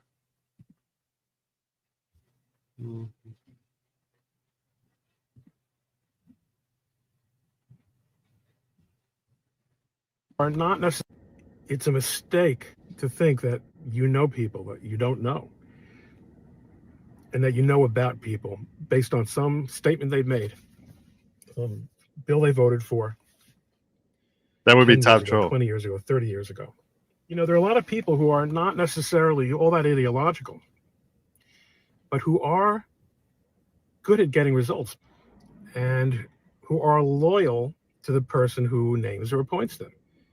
It's very hard to know about whether a person fits that description or not if you haven't really worked with that person or close to that person. The world of Republicans is not divided neatly into despicable rhinos and purebred MAGA. And the older you are, the more you will appreciate not only that people grow and that opinions change and the situations change and polarities change, but that it is necessary in political life to make compromises, to strike up positions that are not always necessarily ideologically perfect. It's sort of like in my profession, if you ever hear anyone say, I've never lost a jury trial, what they're telling you is they've tried very few jury trials, maybe none. To be so judgmental about Republican politicians who have been, as their records indicate as a whole, consistent, dependable conservatives on 90% of issues for decades. I'm not talking about anyone in particular, but it is really distressing to see how many people believe so very strongly that they know how to appoint people into cabinet positions. I'm not saying everyone isn't entitled to an opinion. Everyone is entitled to an opinion, but the certainty and the judgment, consider this to be a recommendation. I think this is his recommendation for patience and not to freak out about Rubio. That's what I'm taking this as. For patience, perspective. But I will admit that sometimes when Ron Coleman's talking, I'm sitting there and I'm like, not exactly sure what he's getting at here. And if you ever feel that way, you're not alone. I've walked and talked with this guy and be like, wait, what do you mean by that? What do you like? Sometimes I'll ask him for clarity. I'm like, what do you mean by that? Sometimes I disagree with him. But we've had little verbal, like, logical debates as to like what's a healthy way to approach things. But yeah, sometimes over here I'm guessing he's referring to Marco Rubio. Nuance. It's not going to do any harm to Donald Trump or his administration what we say here on X. But for your own sake and for the sake of your own credibility, and also to learn and grow. Aren't we all here to learn and grow? Take a moment, take a step back, and let's enjoy the ride together. All right, so that was an interesting thought from him. I wanted to see. This is Chase Geyser, who follows me on X. I only know this because when I was going through my list of X thing, I was like, do I want to keep Chase Geyser? Oh, he's following me. Okay, yeah, I'll keep him on.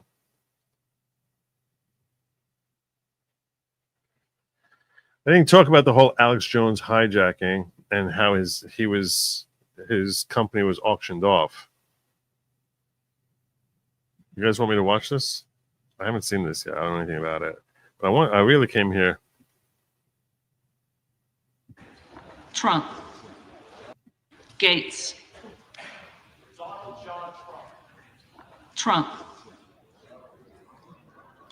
That's when he nominated Trump for Speaker of the House. Gallagher.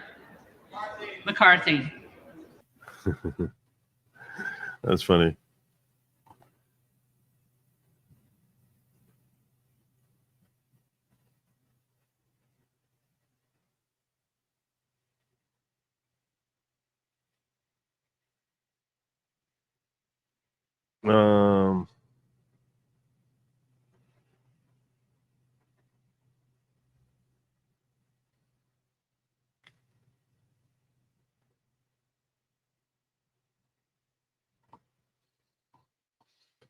I don't see him here this is 4 hours ago.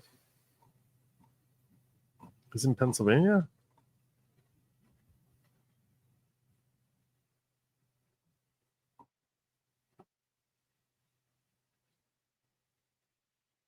Viva la libertad.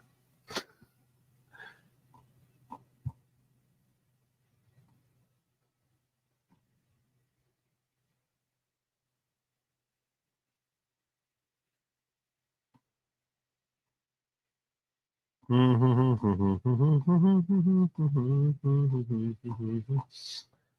not seeing it. I'll take your word for it. I'll take your word for it.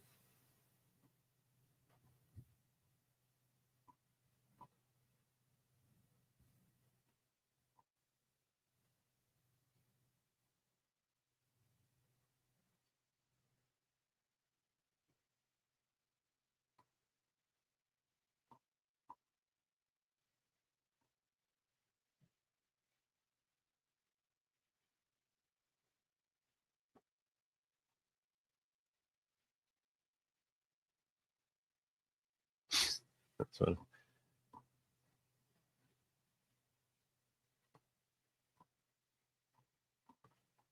He's got a good timeline.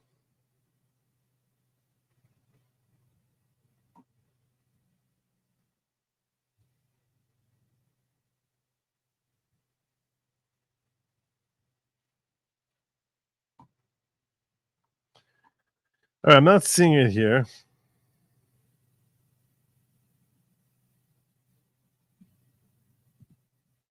Let's see what he's got.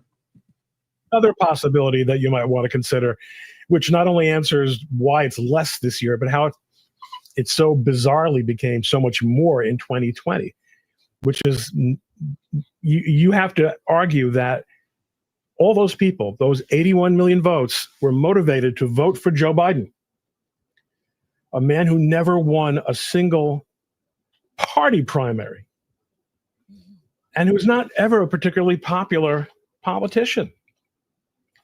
All right, now we know. I think that now that the Republicans are in a very, very different position in terms of the legislative and executive branches, we're going to find out more about what happened in 2020 than we had until now. All right.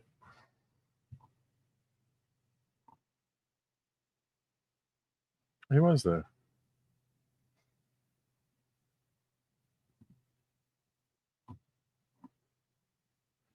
Taking care of business in Pike County, Pennsylvania. RNC. Oh, so there you go. He is in Pike County. RNC Election Integrity and Dave McCormick. There you go. Fighting for Dave McCormick. You guys want to know what's going on with Dave McCormick? I know they're having they're talking about a recount there. Definitely talking about a recount there. New York Times finally recognizes that there's 218 Republicans, so that's nice. There's still 1, 2, 3, 4, 5. Well, what's your count? 218 to 209, so it's going to be 435. So that's 27. So they have 8 seats left. 8 seats left. In Maine, it looks like we're losing by 700 votes. In Iowa, we're winning by 700 votes.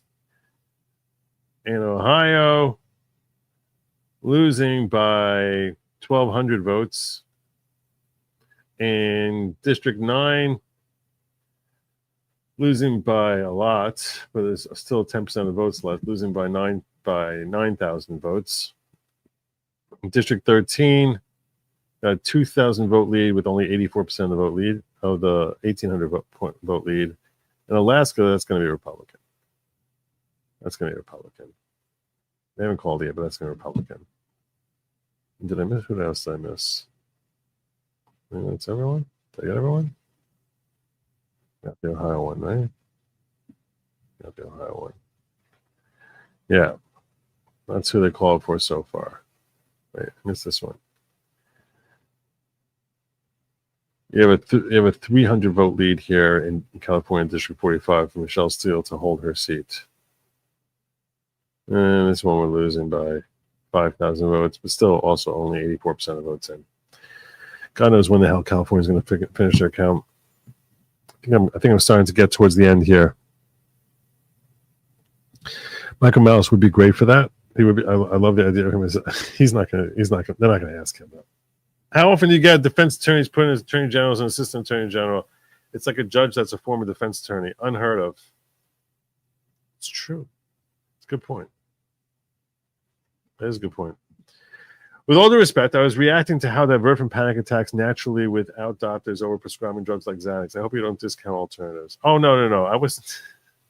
Lauren, when I was using your reference to homeopathic remedies as an opportunity to share an anecdote from my own personal life. Nothing more than that. I wasn't passing judgment. But you're reacting to how to divert from panic attacks naturally without doctors overprescribing drugs like Xanax. I don't discount alternatives. No, I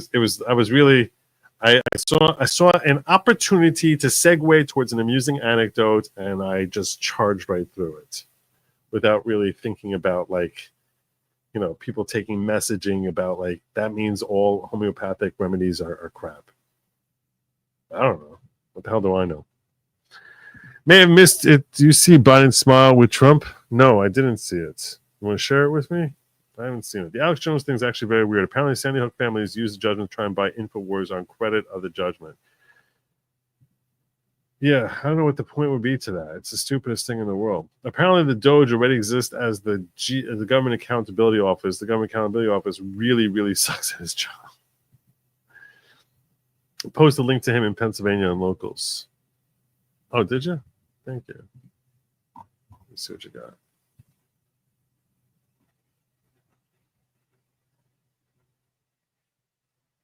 I don't see the link in local. Oh, you posted in. I was looking locals chat.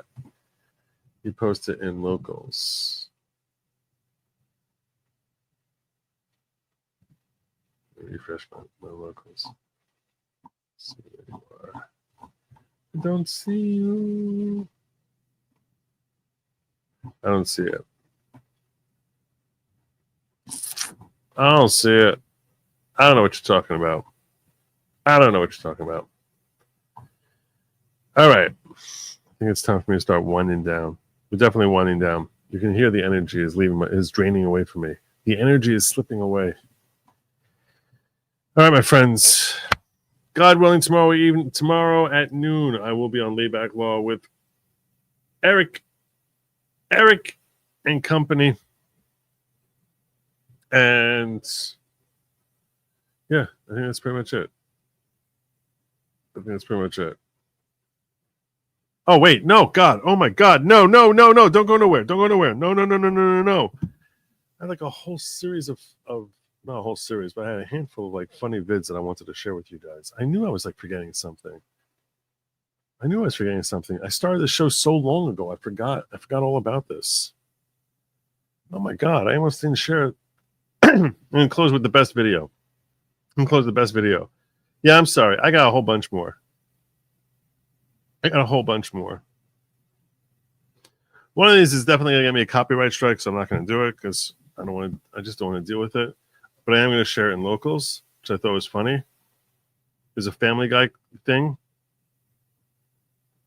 This will totally get me a copyright strike. I'll give you the first like 3 seconds of it. It says half of UCLA med students fail basic tests. Med students failing basic tests and lowering standards for minorities. And it's this clip. Would you rather get a massage from a man or surgery from a female doctor?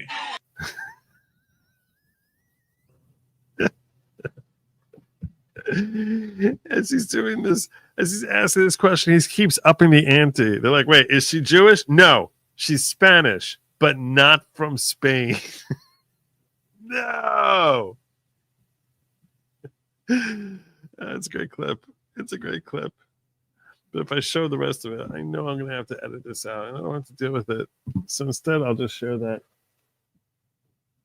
I'll just share that in locals. At goodlogic.locals.com. That's goodlogic.locals.com. I'm going to share with my diggers. You guys can watch that. It's a really good clip. That's right. See, I'll share the love with you. goodlogic.locals.com. It's a great clip. You're welcome, locals folks. You're welcome, diggers. See, I showed the love. goodlogic.locals.com. All right. So that one I can't show you. That's definitely going to be a bad one. I thought this one was funny.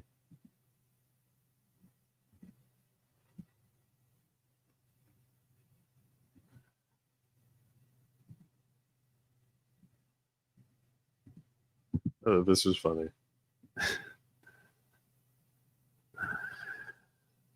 They're asking U.S. citizens to house illegal immigrants. This is so good. Oh, my God. Now, I just know. She's not having it. This woman is not having it. She is not having it. I didn't just hear what I think I just heard. Let me play it for y'all so that y'all can verify with me that I just heard the same bullshit that I think I heard. Listen to this. If you have an extra room or suite in your home, please consider hosting a family. Safe housing and shelter is our most pressing need. Become a sponsor family. You can contact the Brazilian Worker Center for more information. How is you cool? I don't even know what that means. I know I like it, though. Hell, is you cool? I know this motherfucker didn't just ask us to house some immigrants. We don't have no extra room. We don't have no extra groceries.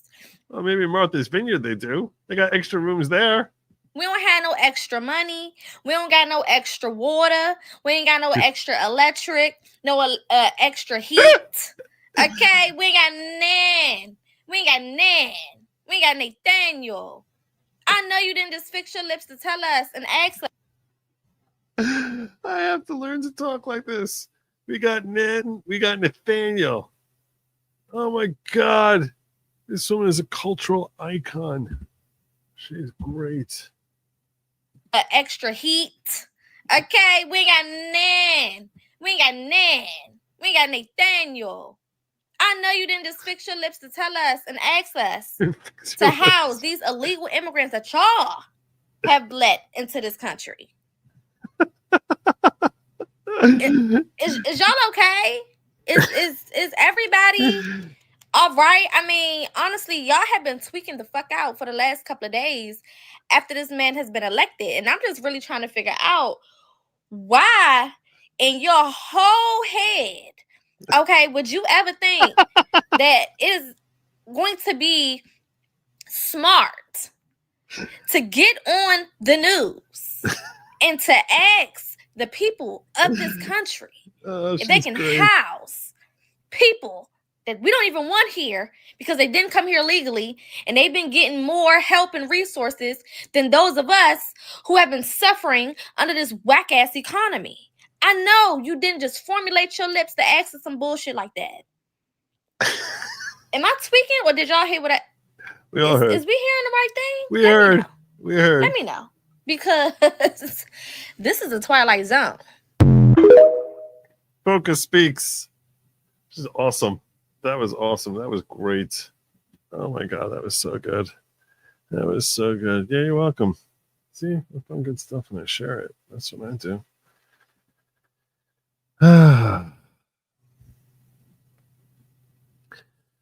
Yeah. What else did I have for you? Oh yeah, I got more. I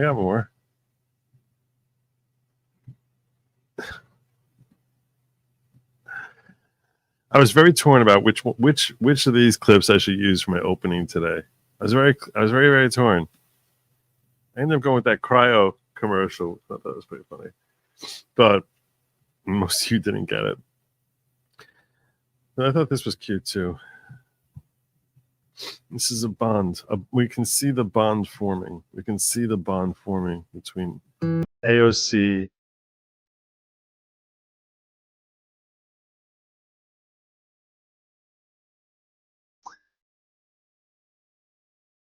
I apologize. That was perfect. I'm breaking all the rules. Well, I guess we might make some mistakes. Who knows?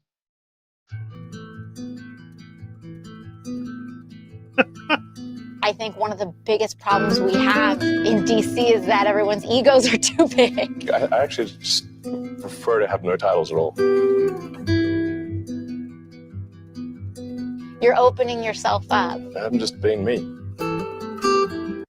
Just being me.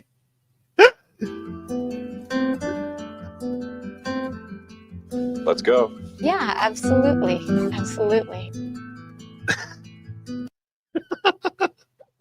That is so good. That is so good. Such a great edit. Yeah. Anyway, two folks. I'm not sure if these. I'm not sure if this is real. This is parody. But we talked a little bit yesterday about the 4Bs, the 4B women. So I have to share one more with you here. Well, I have two more. This is the first one. This is a message to all of you racist, fascist, Hitler-loving men and women who voted for Trump. Because of this, I'm cutting my hair. I'm telling you right now, if you think that you're going to get sex out of me for the next 4 years, you're crazy, man. I'm not wearing makeup anymore. No more. No more. Y'all have already screwed the pooch on that. And babies, you can forget about babies. And forget them. I'm cutting my hair. You fascist bastards! How dare you? How dare you vote? How dare you have a difference of opinion? Ah! Ah! Ah! There's a second one I wanted to share with you because we need to make lists of all the women who are basically off the market for the next 4 years. This was the other one. This is the other one. This. I dare. Yeah, you didn't get here by yourself, man. You can't do this without us. And if we don't let you, you don't get any. You don't get any. It's that simple. It's that simple. This. So Whoopi's off the market for the next 4 years. She's joining her sisters in 4being society because this is her way of standing in protest. So, guys, I hate to break it to you. Whoopi and that other woman, two pearls who we're just going to have to look at from afar. Look at them from afar for the next 4 years. It's a sacrifice. It's a sacrifice that we as Americans have to make. That we're not going to be able they're off the market. They're gone. We're not going to be able to. We're not going to have. Was she ever on the market? No one's. She was on the market. She was on the market. Chris Clements, you know what they call alternative medicine has been proved to work? Medicine. That's true. That's true. Barnes back in the hospital. He's been missing all the fun. He has been missing all the fun. I actually texted him and telling him I hope he's okay. And he said, thanks. Appreciate it. That was it. But I didn't ask him anything about what his condition was, but I did hear that he's doing better. They banked the purchase on unrealized income while firing the income producer. Yes, pretty much. Pretty much.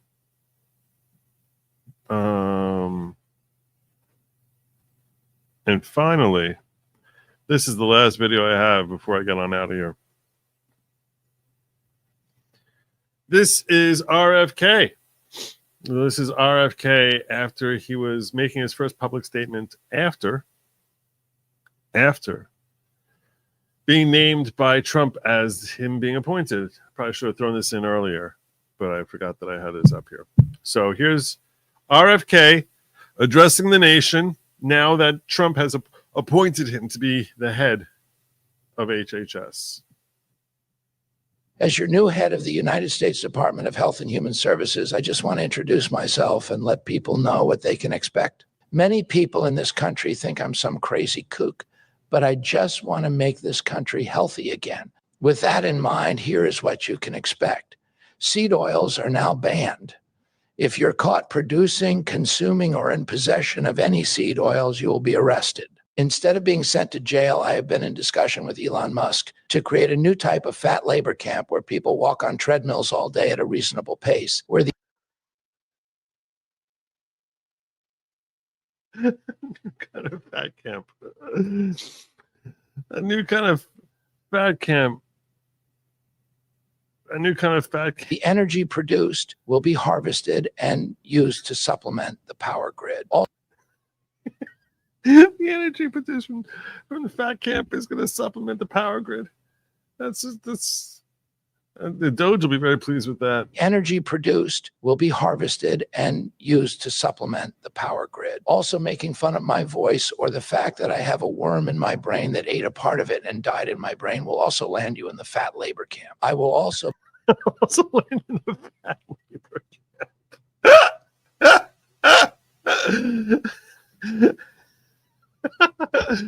That's so good.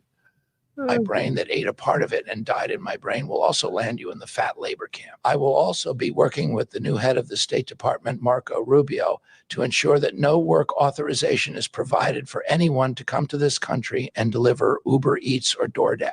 You want to order that stuff, fine, but you're now going to have to get off your fat ass and pick it up yourself. You can expect fluoride to be removed from our water system immediately and replaced with low doses of Ozempic and creatine. Testosterone replacement therapy will be available for free to anyone wanting it.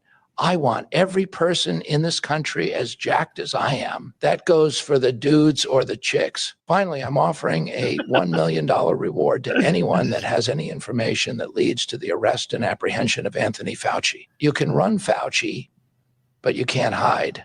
If you like that, make sure to subscribe and He's so follow good. for more. That's Danny Polishuk. He's so good. Donald Trump, and I approve this message. Follow and subscribe to Danny's perfect content. I'm Kamala Harris, and I also approve this message. Give your boy Danny a follow. You heard? Classic Kamala. Always copying me. Not original at all. Sad. Danny Polishuk. Highly recommend him. If you want links for these phenomenal clips that I'm sharing with you, I will share them over in Locals. Over in Locals at goodlogic.locals.com, goodlogic.locals.com. Good Logic, like yours truly, goodlogic.locals.com. That's my show. I'm sticking to it. You know what they say? Lab meat is for suckers and losers. Now that Trump has won, lab meat is for suckers and losers. Stay away from. Don't eat the bugs. Don't eat the bugs. And as always, I say to you, good night, Godspeed.